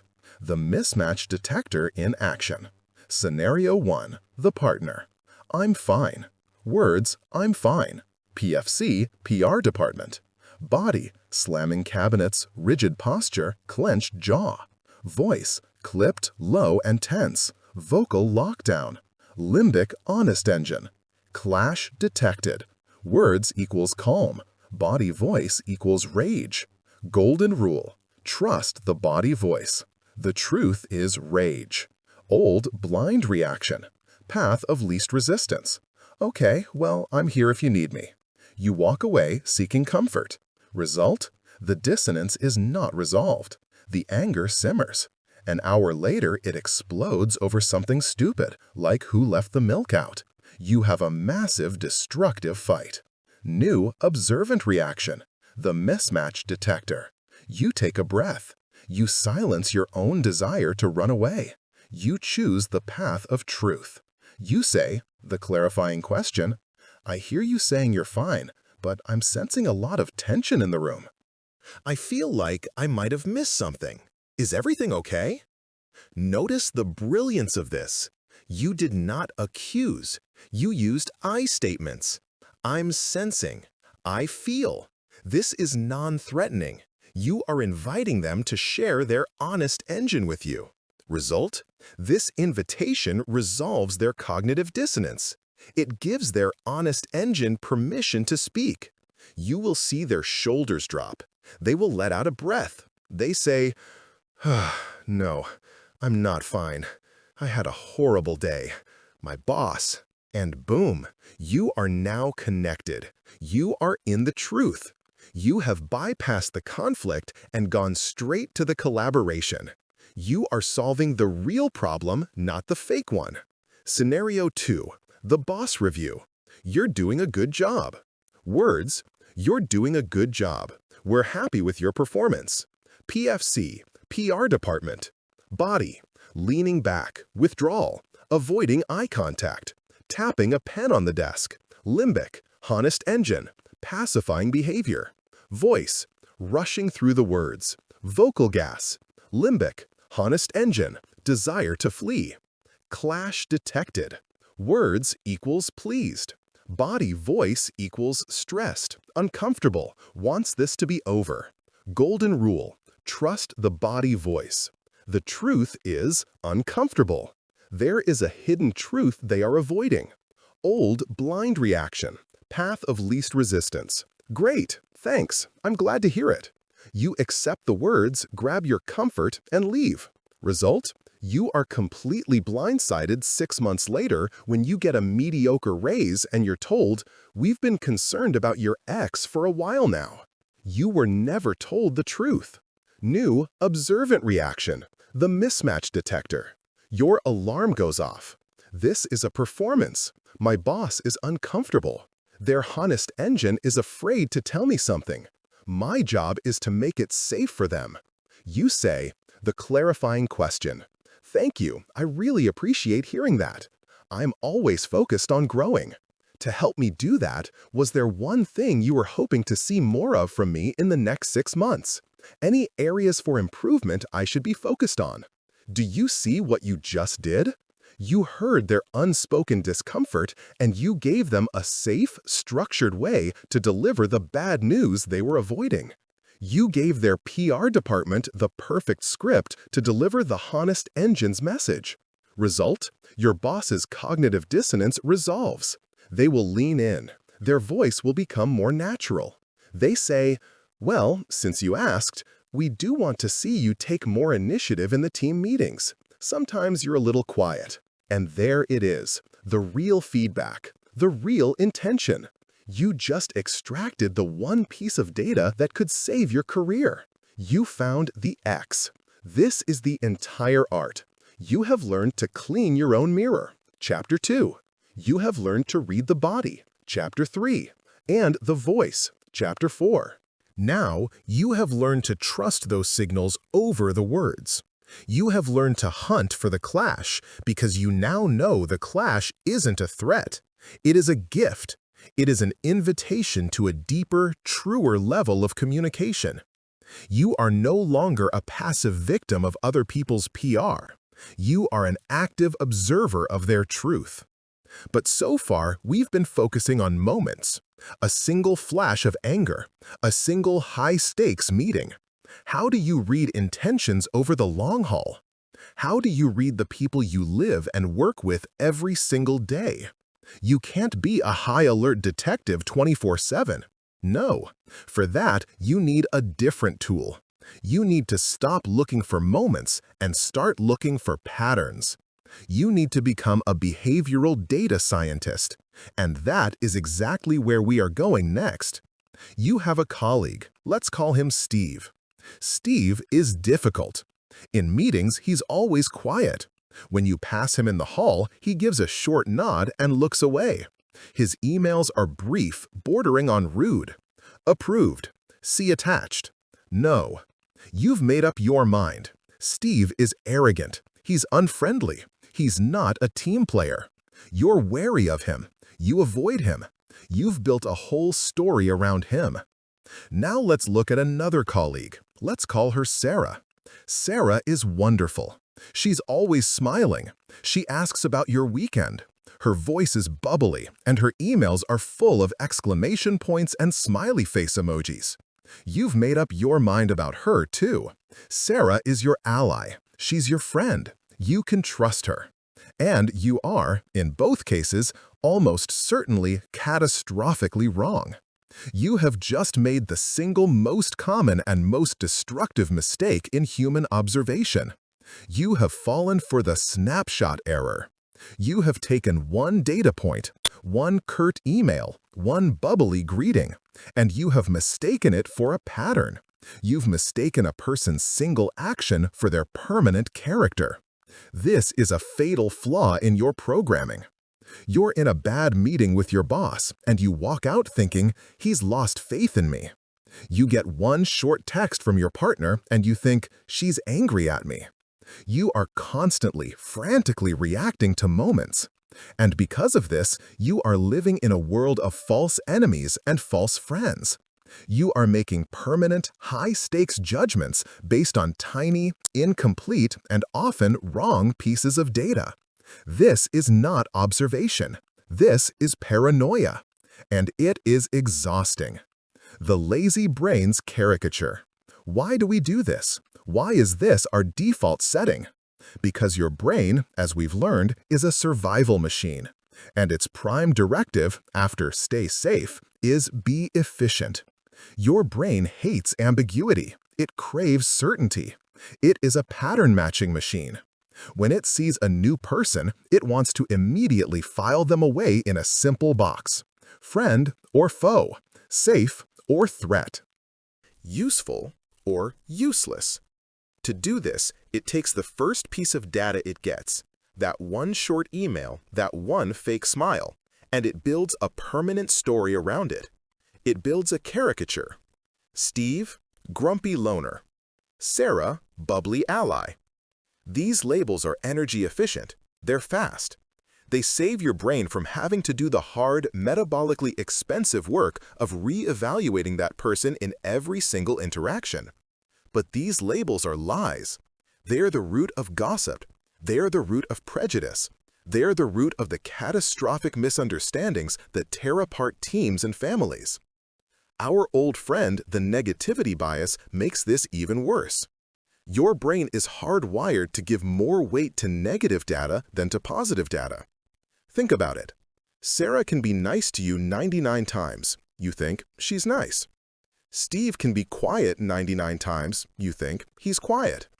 But if Sarah is short with you once, if Steve is actually rude to you one time, boom, your brain seizes that one negative data point and slams the gavel. Sarah is two-faced.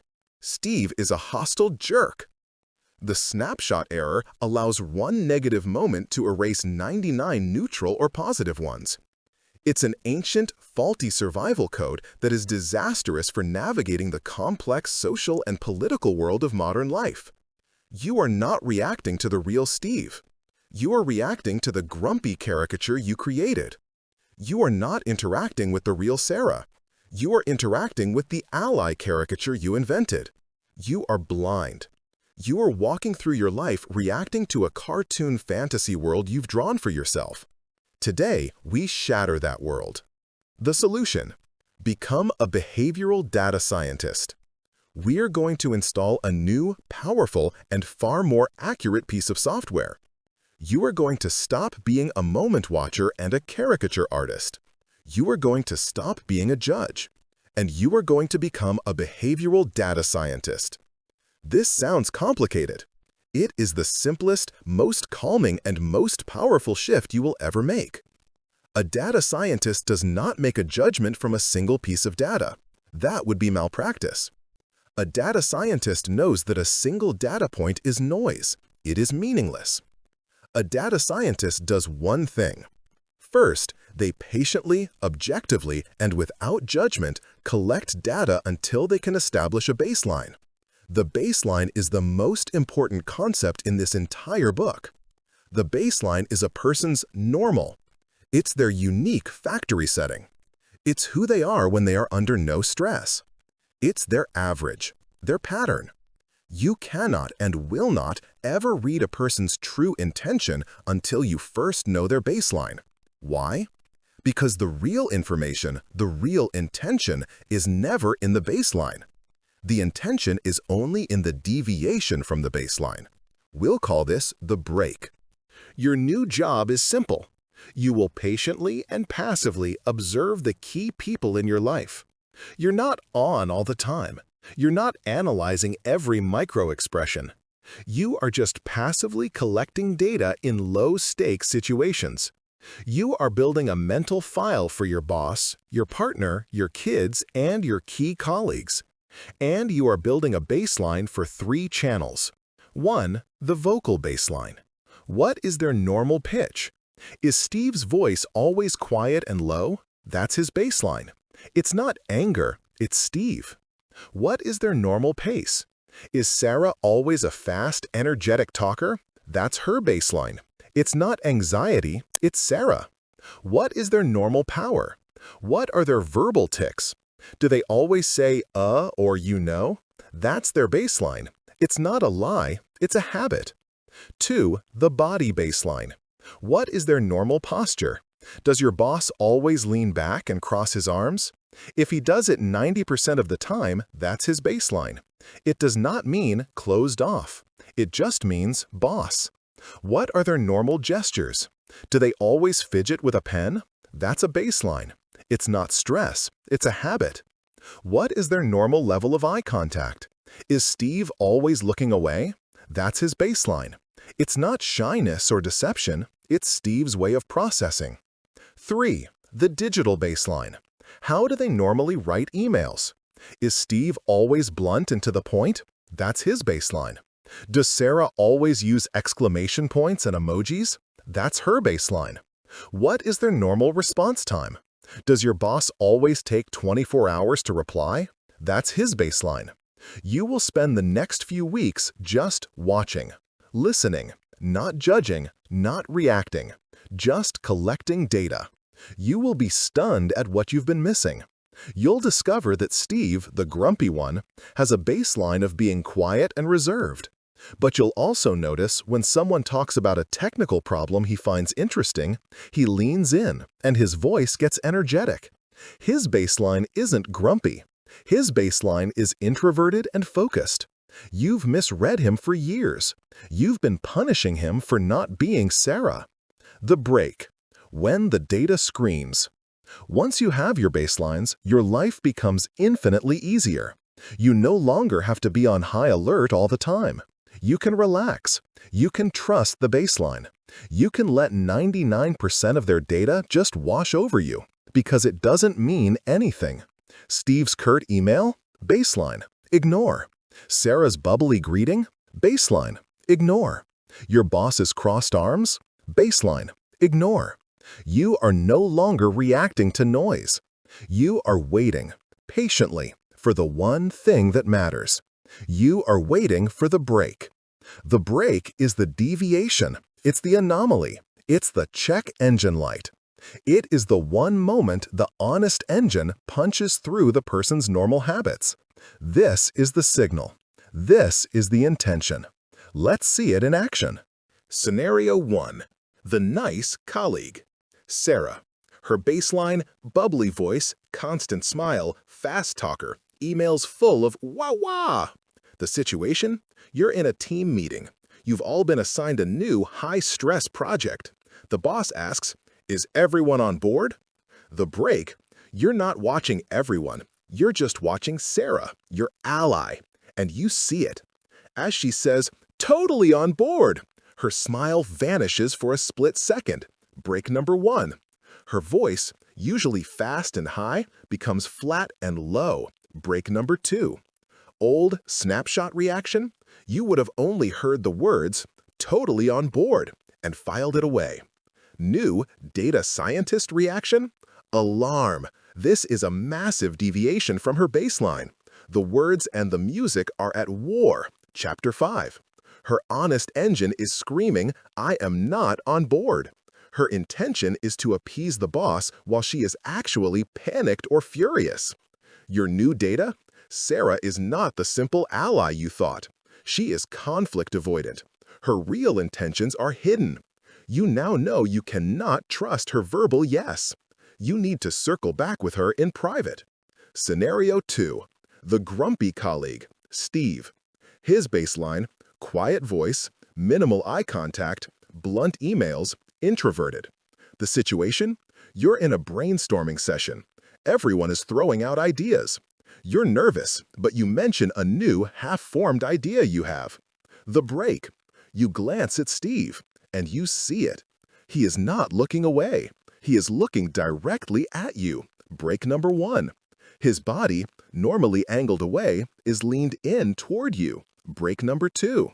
He says nothing, but his baseline is broken. Old snapshot reaction? You would have been so terrified of his grumpy caricature that you wouldn't have even looked at him. New data scientist reaction? That's the signal. His baseline is disengaged. The deviation is engagement. His honest engine is saying, that is interesting. Your new data? Steve isn't grumpy, he's thoughtful. He just filters 99% of things out. Your idea broke through his filter. Your new action? After the meeting, you go to him first. Steve, I noticed you seemed interested in my idea. Can I get your thoughts on it? You have just turned a false enemy into a powerful, thoughtful ally. Scenario 3. The boss's email. His baseline takes 24 hours to reply. Emails are always 3 to 4 sentences. Formal, professional. The situation? You send him your final proposal for a new client. The break. 3 minutes later, your phone buzzes. The email from him is one word. Call me. Old snapshot reaction? Panic. Amygdala hijack. I'm in trouble. He hates it. I'm getting fired. The negativity bias at work. New data scientist reaction? Alarm. This is a massive deviation from the baseline. His normal pattern is slow and formal. The break is fast and urgent. This breaks his normal pattern. But this doesn't automatically mean bad. It just means high priority. The only thing you know for certain is that this proposal is important. It has broken his normal workflow. You can now use the attentional shift, Chapter 2, calm your own amygdala, and walk into his office with a clear head, ready to listen instead of a defensive, panicked one. This is the art of reading people. It is not magic. It is not mind reading. It is not being a hyper-vigilant, paranoid detective. It is the opposite. It is the calm, patient, and confident work of building a data set. It's about ignoring the noise of 99% of human behavior and learning to trust the baseline. And then, when the break finally comes, when the deviation flashes, you can act with precision, clarity, and total confidence. Because you know you are not reacting to a snapshot, a ghost, or a caricature.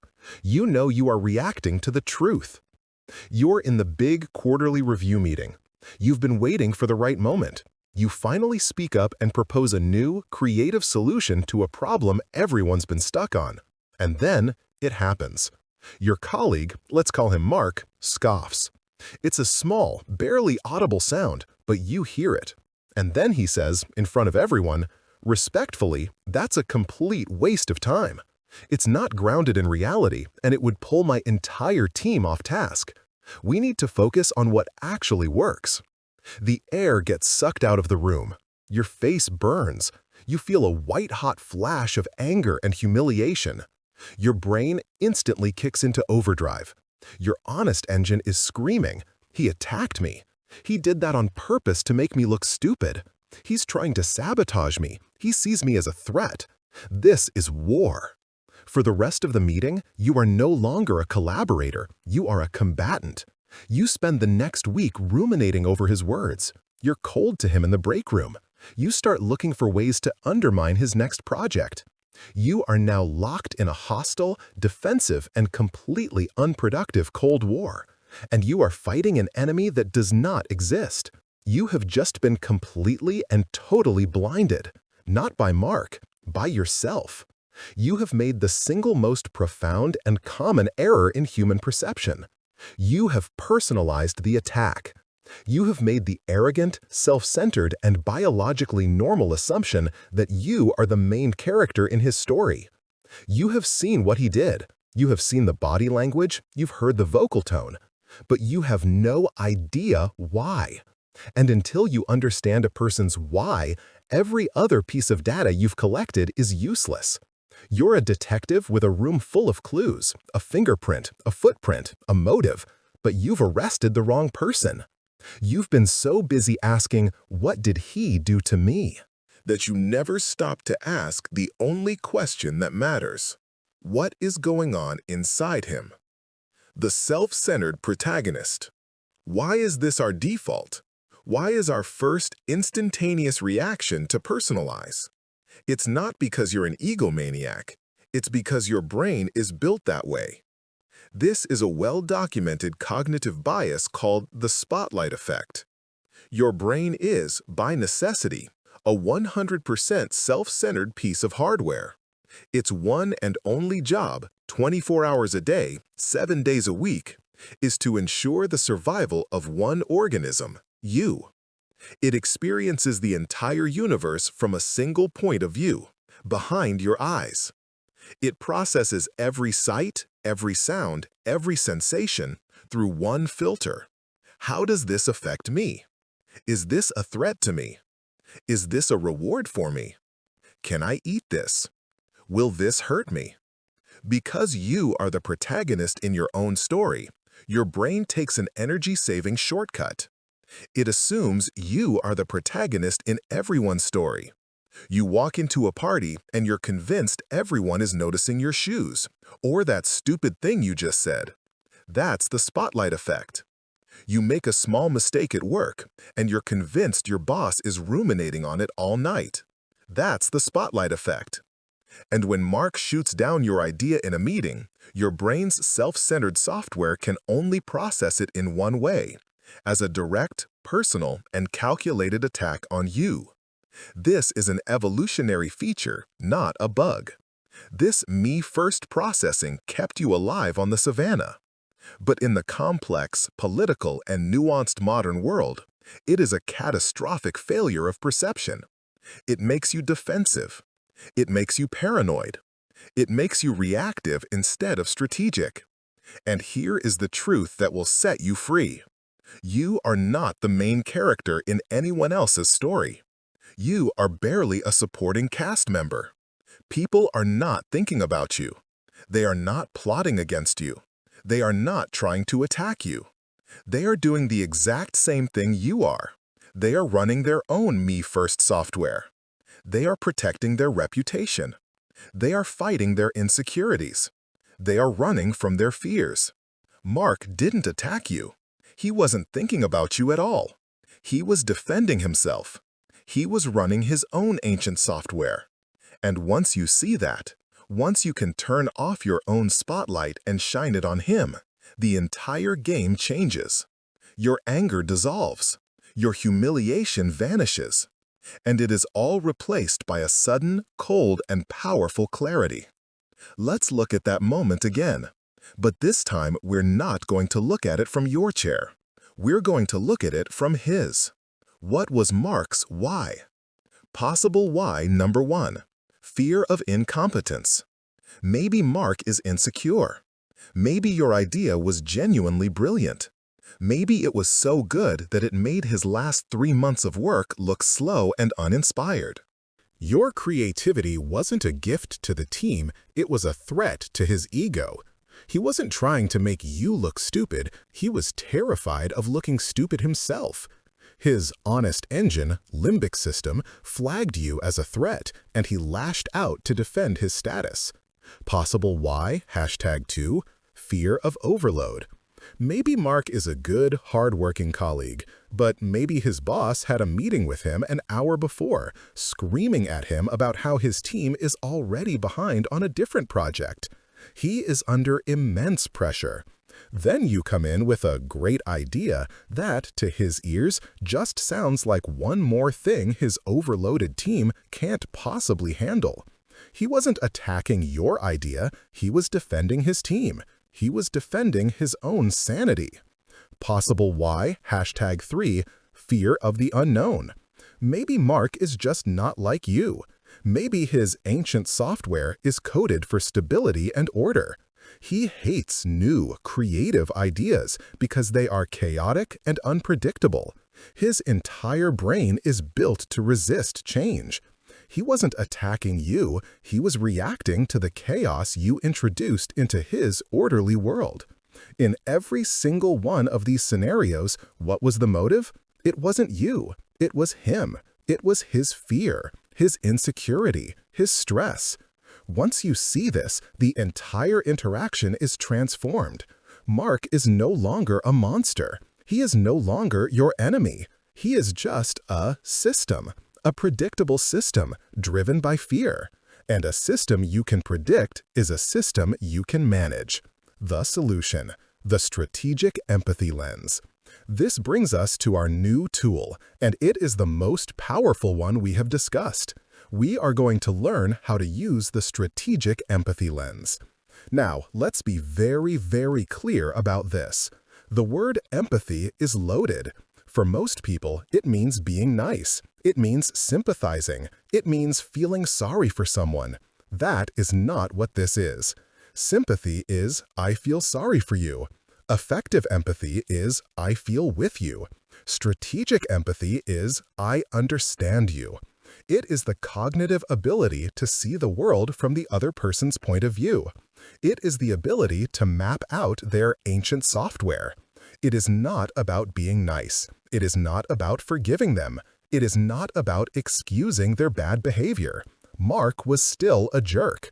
It is about gaining clarity. It's about seeing the levers that are moving them. Because if you know what really motivates a person, what they truly want, and what they truly fear, you can predict their behavior with terrifying accuracy. And you can craft your own response to navigate around their threat detectors and get the outcome you want. This is not a peace treaty. It is a power tool. So how does this lens work? The next time you are in a confusing or hostile interaction, the next time someone's why is a mystery, you are going to stop your spotlight effect. You're going to use the attentional shift from Chapter 2 to pause your own emotional reaction, and then you are going to put the lens over your eyes. This lens consists of two simple, powerful questions. You are no longer asking, why did they do this to me? You are asking, what does this person truly want in this situation? What is this person truly afraid of? That's it. This is the threat and reward calculus that is running every human brain. Every single action a person takes is an attempt to gain something they want, approval, safety, control, status, or to avoid something they fear, humiliation, chaos, loss, irrelevance. Let's put the lens on Mark. You pause. You override your "he's attacking me" programming, and you ask, what does Mark want? He wants to look competent. He wants to feel in control of his workload. He wants to feel safe and stable. What is Mark afraid of? He's afraid of looking stupid. He's afraid of being overwhelmed. He's afraid of chaos. Suddenly, his attack makes perfect, logical sense. It was not an act of aggression. It was an act of self-preservation. Strategic empathy in action. You now have a choice. The blind you, hijacked by the spotlight effect, has only one move: attack back. This leads to war. The observant you, armed with the strategic empathy lens, has a dozen new, more powerful moves. You now see the true levers. New path number 1, the ally reframe. If his why was fear of incompetence, you find Mark after the meeting. You do not say, "You humiliated me." You do not put him on the defensive. You bypass his threat detector. You say, "Mark, that was a smart observation about the timeline. I know your team is the one that would have to build this, and my idea was just a rough starting point. What are your thoughts on how we could actually make it work without burning out your team?" What just happened? You validated him. Smart observation. You acknowledged his core fear, burning out your team. You gave him power. What are your thoughts? You just turned his threat detector off. You've transformed from his enemy into his ally. Now he will collaborate with you to fix your idea. New path number 2, the protect reframe. Again, you find him after the meeting. You say, "Mark, I wanted to check in. When I proposed my idea, I saw it landed badly with you. My intention wasn't to pile more work on your team. I know you guys are under the gun. Is now just a bad time to be even thinking about this stuff? What just happened? You labeled the emotion, landed badly. You showed you understood his why. I know you guys are under the gun. You gave him an out. Is now just a bad time? You will see his entire body relax. Yes, he'll say, thank you for getting it. It's not a bad idea, it's just, we are drowning. Result? You've just built a massive bridge of trust. You are now someone who gets it. The next time you have an idea, he will defend you. This is the power of seeing the why. You stop reacting to the person and you start engaging with their motives. You stop being a victim of your own defensive, self-centered brain and you become a master observer of human nature. This is the skill that separates managers from leaders. It's the skill that separates fragile, explosive relationships from deep, resilient ones. You have learned to see the clash. You have learned to see the patterns. And now you have learned to see the motive. You are truly, profoundly learning to see. But all of these skills, reading the body, the voice, the why, have relied on you being in the room with the person. You've had a rich stream of data. What happens when that data vanishes? What happens when you have nothing but a keyboard, a screen, and a few lines of text? What happens when the honest engine is hidden behind a digital mask? That is the challenge of the new world. And that is where we are going next. You're staring at your phone. It's a simple two-word email from a client. Thoughts. That's it. Just thoughts. Attached is the proposal you spent 3 weeks on. Your stomach clenches. Your mind begins to race. Thoughts. What does that mean? Is it bad? It must be bad. If it was good, they would have said, great job. They hate it. I'm going to lose the account. This is a disaster. Thoughts. How passive-aggressive is that? In less than 10 seconds, you have spiraled from a calm, capable professional into a full-blown panic. Or what about this? You send a long, heartfelt text to your partner, and after an hour, you get a reply. One letter. K. The aggressive period is there. It feels like a punctuation mark loaded with spite. What is that K supposed to mean? K, I'm busy. K, I'm furious. K, I don't care about you or your feelings. This is the new battlefield of human interaction. For the last 7 chapters, we have been training you to be a master observer of the analog human. We've taught you to read the honest engine of the limbic system, to decode the primal signals of the body, Chapter 3, to hear the truth in the music of the voice, Chapter 4, to spot the clash, Chapter 5, and to see the patterns, Chapter 6. You have been learning to read a rich, data-filled, 3-dimensional symphony of human signals, and now you are trying to read a text message. Welcome to the data vacuum. The digital world, by its very nature, mutes the honest engine. It strips away 90% of your toolkit. There is no body language to read. There is no vocal prosody to hear. There are no micro-expressions. There are no pacifying behaviors. There is no baseline of posture. You are deaf. You are blind. You are left alone in the dark, with nothing but the PR department's raw, typed-out words. And this is where your brain becomes your own worst enemy. The blank screen projection. You think that K is hostile. You think that thoughts is aggressive. You are wrong. That K is neutral. That thoughts is blank. They are empty vessels. You are the one filling them with poison. This is the single most important concept you must grasp about digital communication. It's a phenomenon we will call blank screen projection. As we learned in Chapter 1, your brain hates ambiguity. Its ancient survival software equates unknown with dangerous. When you see your partner in person, Chapter 5, and they say, I'm fine, with a clenched jaw, you have data. You have a clash. You know the words are a lie.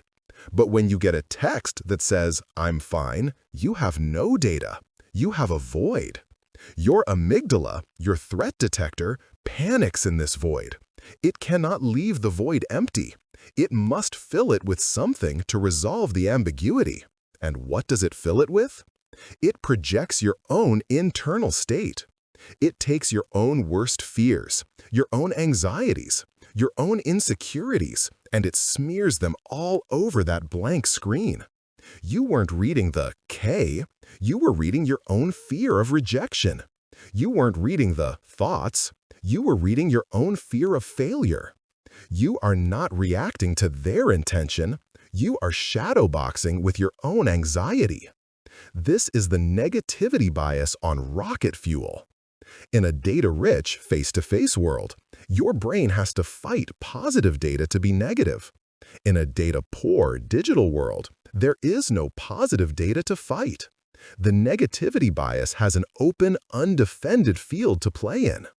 This blank screen projection is the root cause of 90% of all digital miscommunication. It's the reason a simple email can ruin your day. It's the reason text-based arguments escalate into relationship-ending wars. You are fighting a ghost that you created. The disinhibition mask. But there's another, equally dangerous side to this. It's not just about what you're projecting. It's about what the screen is doing to them. This is the online disinhibition effect. The screen doesn't just hide the honest engine, it changes its behavior.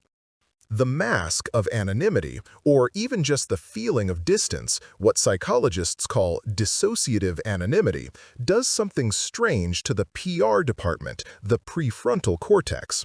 The PR department's main job is social cohesion. It stops you from saying the rude, impulsive, or cruel things your limbic system might be thinking. It's the filter. The digital mask removes the filter. This can go two ways. The honest engine unleashed, hostility. This is the internet troll. This is your mild-mannered colleague Steve, who, when he's behind a keyboard, suddenly writes scathing, passive-aggressive, all-caps emails he would never say to your face. The PR department is asleep. The honest engine's raw, unfiltered frustration is leaking out.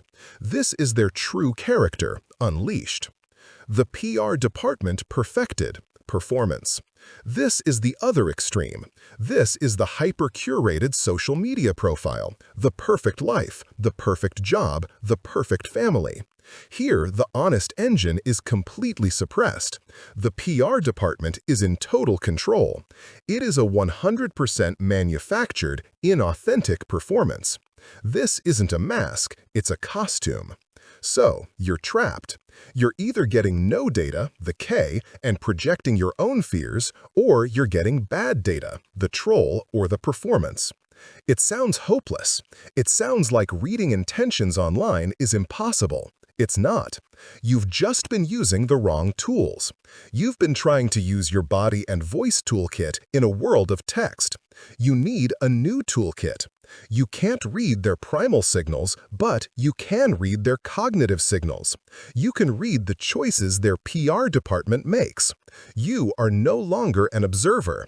You are a digital anthropologist. You are reading the artifacts they leave behind. The solution: the digital clue toolkit. You must stop trying to guess the emotion behind the text. You must silence your blank screen projection. Your new job is to become a pattern watcher. You are going to look for the tiny, forensic clues in the text itself. These clues are the new micro-expressions. They are the digital body language. And just like in Chapter 6, the rule is the same. The intention is never in the baseline. It is only in the deviation. You must have a digital baseline for the key people in your life. How do they normally write emails? Do they normally use emojis? Do they normally use please and thank you? What's their normal response time? Do they normally use lol or haha?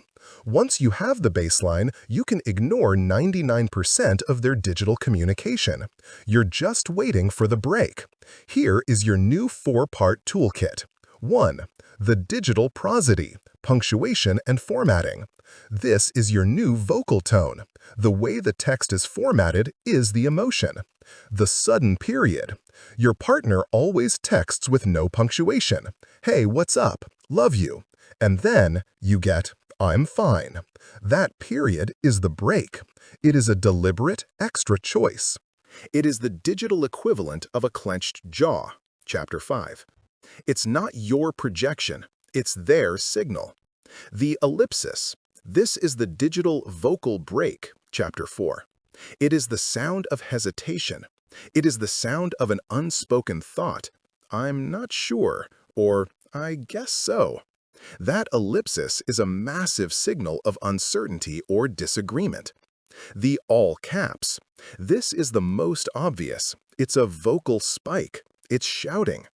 If a person never uses it and suddenly does, that's pure leaked emotion, usually anger. The formatting shift. Your boss, who is normally casual, suddenly sends you a long formal email with a full signature and "Dear Your Name." This is the digital equivalent of leaning back and crossing their arms. They are creating distance. It is a signal of formality, displeasure, or seriousness. 2. The cognitive pacing, timing, and length. This is your new body language. It shows you their cognitive state. The response time break. As we discussed in Chapter 6, if their baseline is 24 hours and they reply in 2 minutes, that's the signal. The topic is high priority. Conversely, if their baseline is 2 minutes and they take 24 hours, that's the signal. They are avoiding you, or the topic is low priority. The text flood. You ask one simple question, "Are you okay?" and you get 10 rapid-fire, fragmented, emotional texts back. This is the digital equivalent of a vocal crack. Their PR department is gone. Their honest engine, limbic system, has hijacked their thumbs. This is a flood of pure, raw emotion. The stonewall. You send a long, thoughtful email and you get a one-word reply. Okay, fine, noted. This is the vocal lockdown. Chapter 4. They are under immense cognitive load, likely anger or stress. They are refusing to engage. Their lack of words is the message. 3. The semantic tell, word choice. This is the closest we get to the honest engine. I versus we versus you. This is a huge tell. I need this done, ego, authority. We need this done, collaboration or diffusing responsibility. You need to get this done, blame, separation. When a project is failing, watch the pronouns. People will shift from we to you. We're in a great place becomes you need to fix the timeline. Qualifier words. Watch for words like just, actually, a little, maybe. I'm just checking in. A pacifying behavior. I'm not a threat. This might be a stupid idea. Insecurity. This is actually a really good point. The actually signals they didn't expect it to be. It's a micro-expression of surprise. 4. The disinhibition test, public versus private. This is how you spot the performer. You compare their public mask to their private behavior. Does their gushing, supportive public comment match the blunt, cold private email they sent you? Clash detected. Chapter 5. This person is a performer. Their honest engine is hidden, and their PR department is strategic and inauthentic. You now know their true intention, image management. You can never trust their public face. The toolkit in action. Let's go back to that K from your partner. Your old, blind reaction, "They hate me, they're furious," blank screen projection. Your new toolkit reaction, pause. Chapter 2. My amygdala is projecting. I have no data. Check baseline. Do they always text like this, or is this a deviation? Baseline says they never use a period. They always use K or OK. Data. The K is a massive deviation. It's the aggressive period. New conclusion. My partner's honest engine is leaking tension. They have deliberately chosen a cold, hard stop. They are not okay, but I do not know why. You have just moved from panicked paranoia to calm observation. You have stopped making it about you. They hate me. You have started making it about the data. They are not okay. This clarity is everything. It stops the fight before it begins. You are no longer blind in the digital world. You just have a new set of eyes. You are no longer reading the person. You are reading the digital artifacts their brain leaves behind. You have learned to see the clues. But what do you do with them? Whether it's a K or a clenched jaw, a vocal spike or an aggressive email, all these signals point to one thing: a hidden intention. You've gotten close. You found the X on the map, but you still don't have the treasure. There is one final step, one last tool you need to open the box and get the truth directly from the source. You must learn to ask. You've done it. You followed the trail. You've cleaned your own mirror. Chapter 2. You've learned to read the primal, honest signals of the body. Chapter 3. And the voice. Chapter 4. You've spotted the clash between the words and the music, the X that marks the spot. Chapter 5. You've established the baseline and seen the break in the pattern. Chapter 6. You've even put on the strategic empathy lens to understand their why. Chapter 7. You've even decoded the aggressive period in that K text message. You are standing right in front of the treasure chest. You are convinced your partner is angry. You are certain your boss is disappointed. You know your colleague is hiding something. You have all the clues, but you are still missing one thing: the confession. You have an inference, but you do not have the truth. You have the what, but you are still fundamentally guessing at the why. And what do you do with this powerful, dangerous, incomplete data? You face the single greatest dilemma in all of human interaction. You have to open the box. And 99 times out of 100, we do it in one of two ways. Path 1, the coward's path. You stay silent. You don't ask. You let the ambiguity poison you.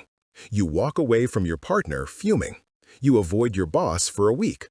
Your projection, Chapter 2, becomes your reality. You are so afraid of a conflict that you guarantee a long, slow burning one. Path 2, the fool's path. You get brave. But your bravery is just an accusation in disguise. You are so sure you're right, you walk up and you swing. You say, "Why are you so mad at me?" You ask, "What's your problem anyway?" You demand, "Just tell me what I did wrong." And in that one instant, you have just invalidated every single piece of work you have done. You have just taken your entire beautiful data-driven investigation and you have set it on fire. The door slams. The person shuts down. The conversation is over. You got close, and then you failed at the final, most critical step. You didn't ask. You attacked. Today, you learn the difference. The biological backfire. Why accusation is suicide. Let's get right into the biology. Because when you understand why this fails, you will never do it again. When you ask an accusatory question, any question that has a negative assumption baked into it, you are, from a neurological perspective, throwing a rock at the other person. Why are you mad at me? This question is a social threat. It is the modern-day equivalent of a predator's growl. You think you are asking for data. What their honest engine, their limbic system hears is, you are being judged. You are being attacked. You are being found out. The instant their brain registers this, their amygdala, their social alarm system, goes into a full-blown hijack. And what happens next? Instantly, their sympathetic nervous system floods their body with cortisol and adrenaline. Their heart rate spikes. Their muscles tense. And here is the most important part. All that blood and oxygen is diverted from their prefrontal cortex. Their logic center, the place you need to get the answer from, goes offline. Their PR department, the part that builds narratives, instantly transforms into a defense department. You are no longer talking to a rational, collaborative adult. You are now in a high-stakes biological confrontation with a threatened animal. You were looking for data. You have just guaranteed you will only get one of three things: fight, defensiveness. I'm not mad. Why are you so sensitive all the time? A counterattack. Flight, denial. I'm fine. I don't know what you're talking about. A total shutdown. The door is locked. Freeze, stonewalling. They just stop. They give you nothing. You wanted the truth, but your approach poisoned the well. You caused the very conflict you were trying to expose. You see, a person cannot be curious and defensive at the same time. It is a biological impossibility. You have to choose which brain you want to talk to. Are you talking to their logical, collaborative PFC? Or are you talking to their terrified, defensive amygdala? The question you ask is the key that opens one of those two doors. The fool's path, accusation, guarantees you will only get the amygdala. You will lose every single time. It's time for a better key. The solution. The catalyst question. We are going to stop being interrogators and we are going to become collaborators in the truth. The tool is called a catalyst question. A catalyst question is an accelerant. It's a special, non-threatening formulation that bypasses the amygdala's threat detector and speaks directly to the logical, narrative-building prefrontal cortex. It invites their PR department to explain the data. It makes it safe for their honest engine to speak. A catalyst question has three core components. It is observational, not interpretive. Accusation. Bad. Why are you angry? This is your interpretation. Observation. Good. I've noticed your voice is very clipped. This is a fact. It is curious, not accusatory. Accusation. Bad. What's your problem? Observation. Good. I feel like I'm missing something. Can you help me understand? It is vulnerable, not confrontational. Accusation. Bad. You need to tell me what's going on. Observation. Good. I'm a little confused right now. Or, I'm worried that I've done something. Do you see the profound shift? You are taking the spotlight, Chapter 7, off of them as the bad guy and putting it onto the situation as a puzzle you need to solve together. You are not an attacker. You are a confused partner. This formulation disarms their threat response. It calms their nervous system. And it invites their PFC to come back online, take all that confusing data from their honest engine, their real feelings, and build a story for you. And that story is the truth. The catalyst question in action. Let's replay our worst-case scenarios. But this time, we'll use the right key. Scenario 1. The K. Text, the digital void. You've decoded the K, Chapter 8. You know it's a break from your partner's baseline. It's not your projection. It's real. The fool's path, accusation. You text back, "Are you mad at me? What's with the K?" The result, amygdala hijack. They text back, "I'm busy. Stop overthinking." Fight, flight. You've just started a war. The catalyst path, observation plus vulnerability. You must get out of text. This is a high-stakes, low-data situation. You call them, or you wait until you see them. The catalyst question. "Hey, I wanted to check in. I got your K text. Maybe I'm just overthinking it, but the story I'm telling myself is that you're upset. Could you help me understand what's going on? Let's analyze that brilliance. Maybe I'm just overthinking it." This disarms them. It shows you're not accusing. The story I'm telling myself is, this is key. You are taking ownership of the projection, even if you're sure you're right. You are not saying, "You are angry." You're saying, "My brain is telling me this story." Could you help me understand? The ultimate PFC opener. You are asking for help. You're not demanding a confession. The result, PFC engages. Their defenses drop.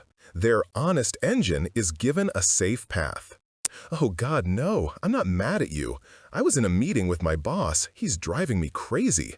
K was all I could type. I'm so sorry.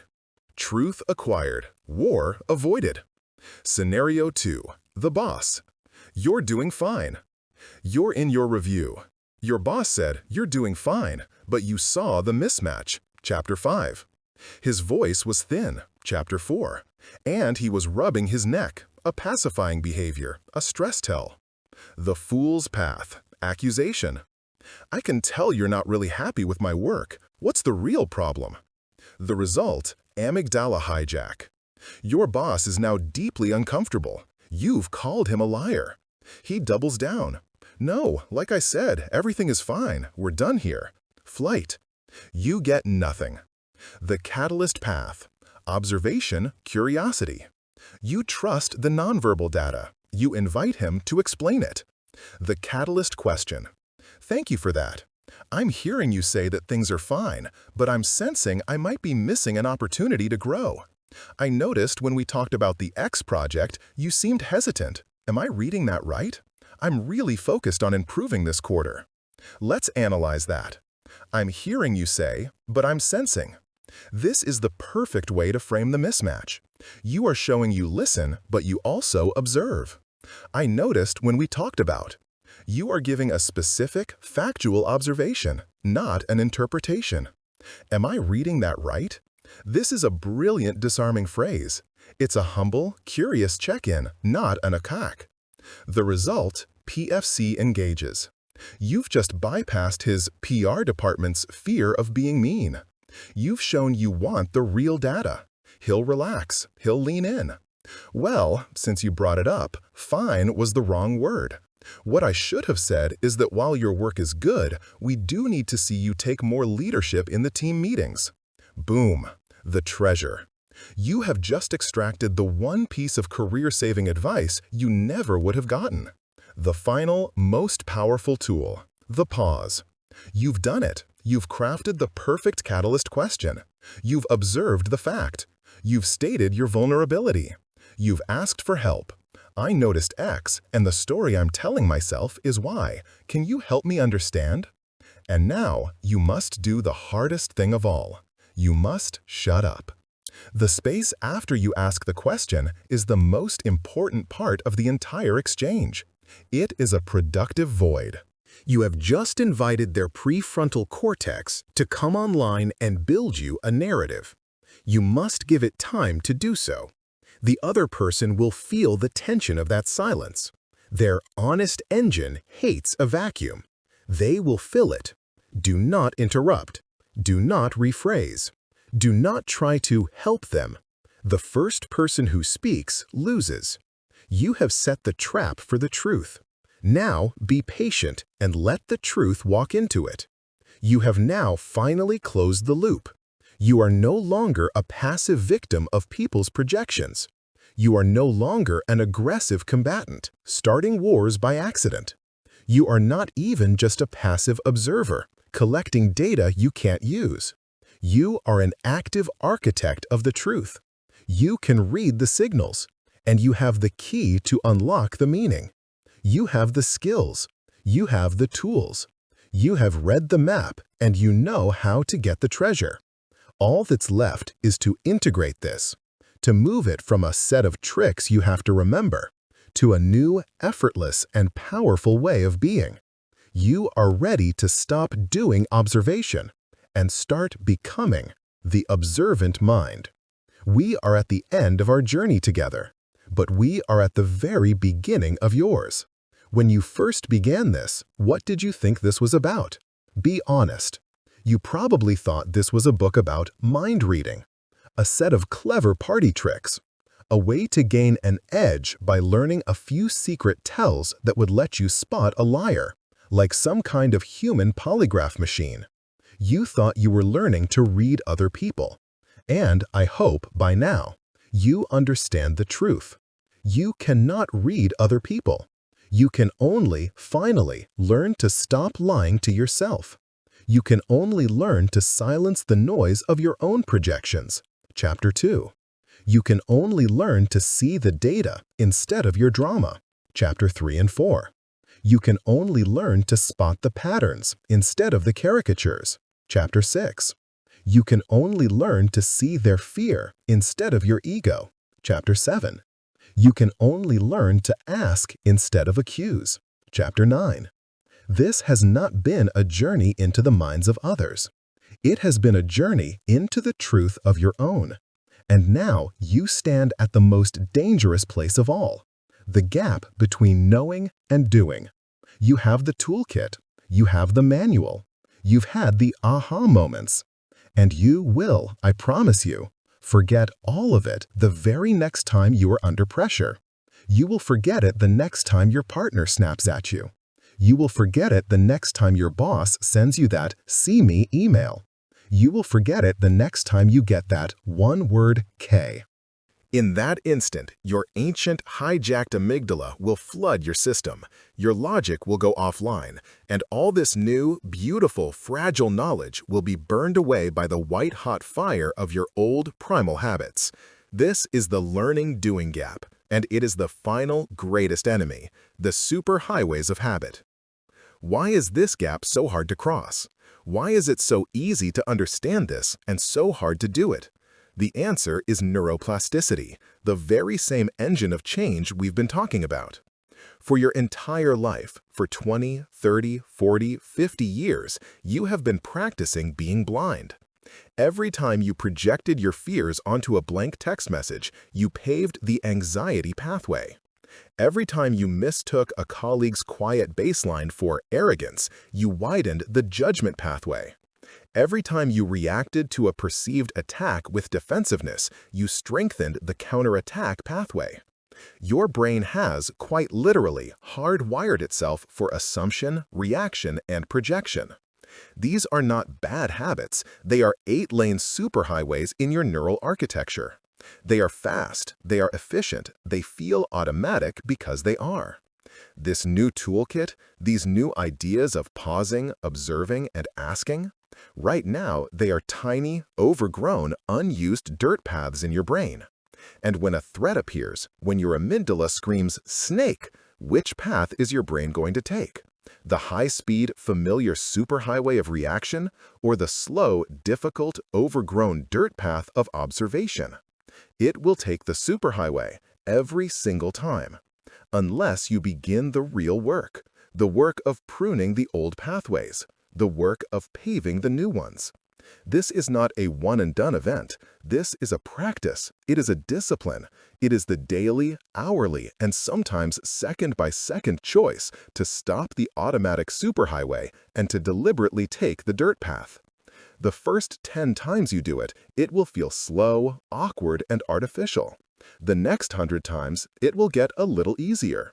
The 1000th time, you'll realize you've just paved a new road.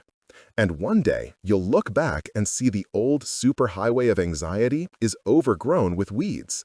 You won't even use it anymore. That is the goal, not to remember tricks, but to rewire your mind. The integrated model, the 5-second shift. So how do we practice this?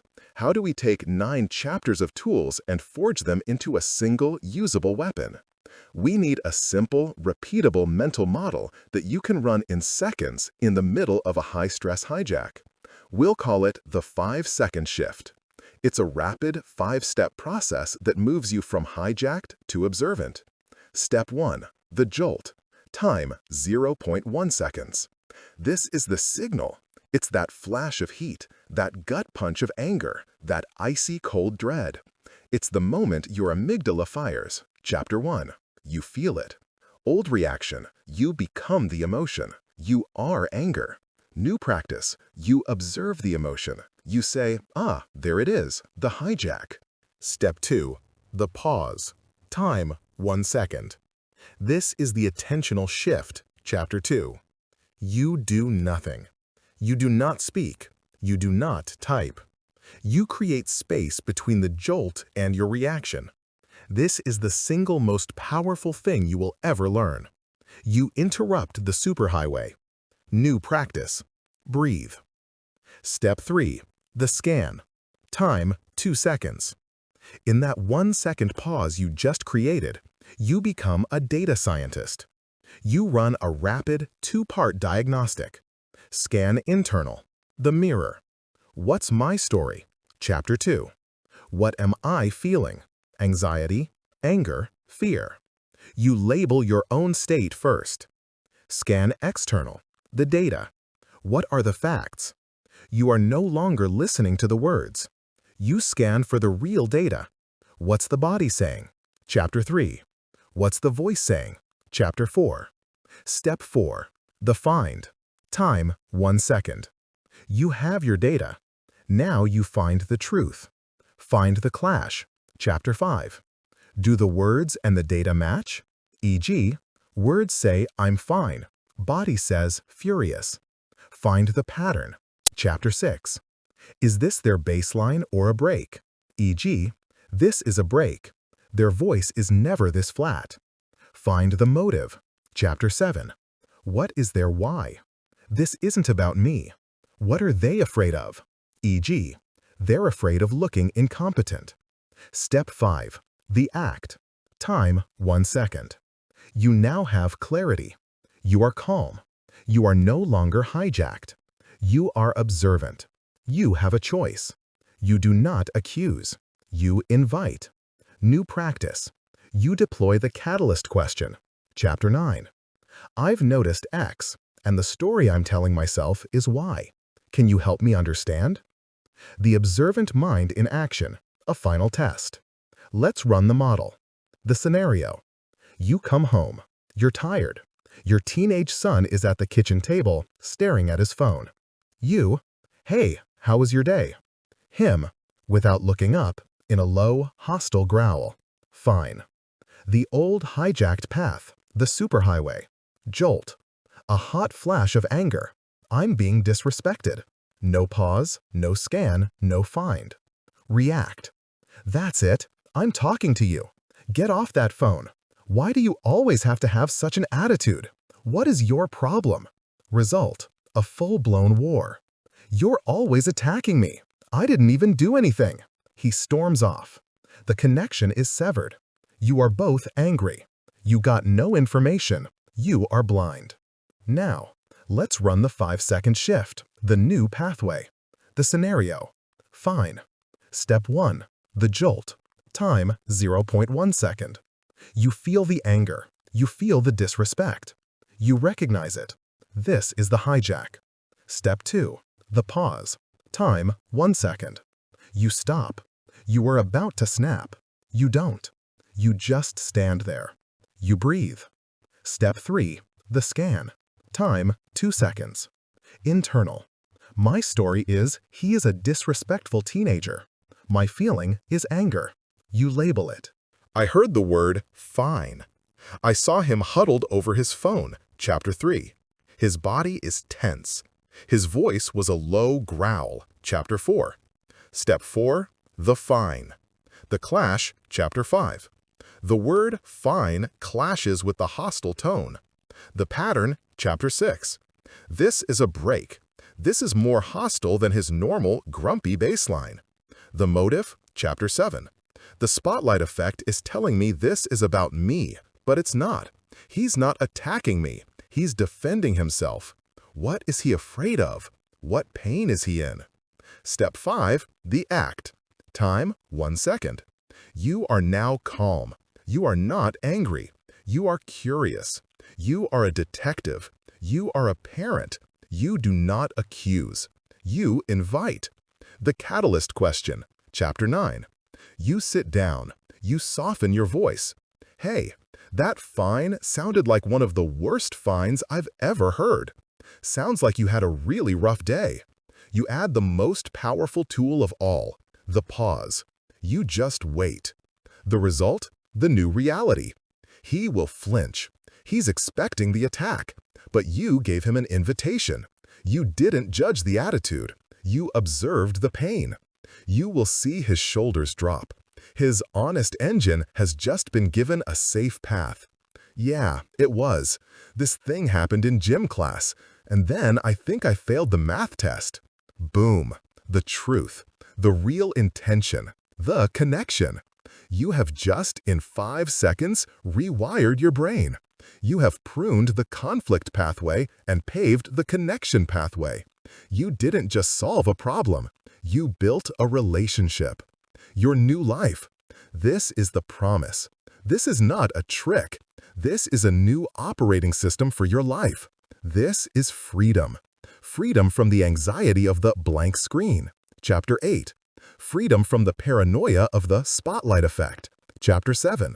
Freedom from the frustration of being constantly blindsided. Chapter 1, 5. This is confidence. The deep, unshakable, calm confidence that comes from knowing you are no longer a victim of your own projections. The confidence of knowing you can handle any interaction because you are no longer reacting to the noise. You are listening to the signal. This is the observant mind. It is not a mask you put on. It is a new you that you build. It is 360-degree awareness. It is the end of living a reactive, accidental, hijacked life. It is the beginning of living a life of intention, clarity, and profound connection. The cost of blindness is your happiness. The price of sight is practice. The work is hard. The work is constant. And the work starts now. Go and see.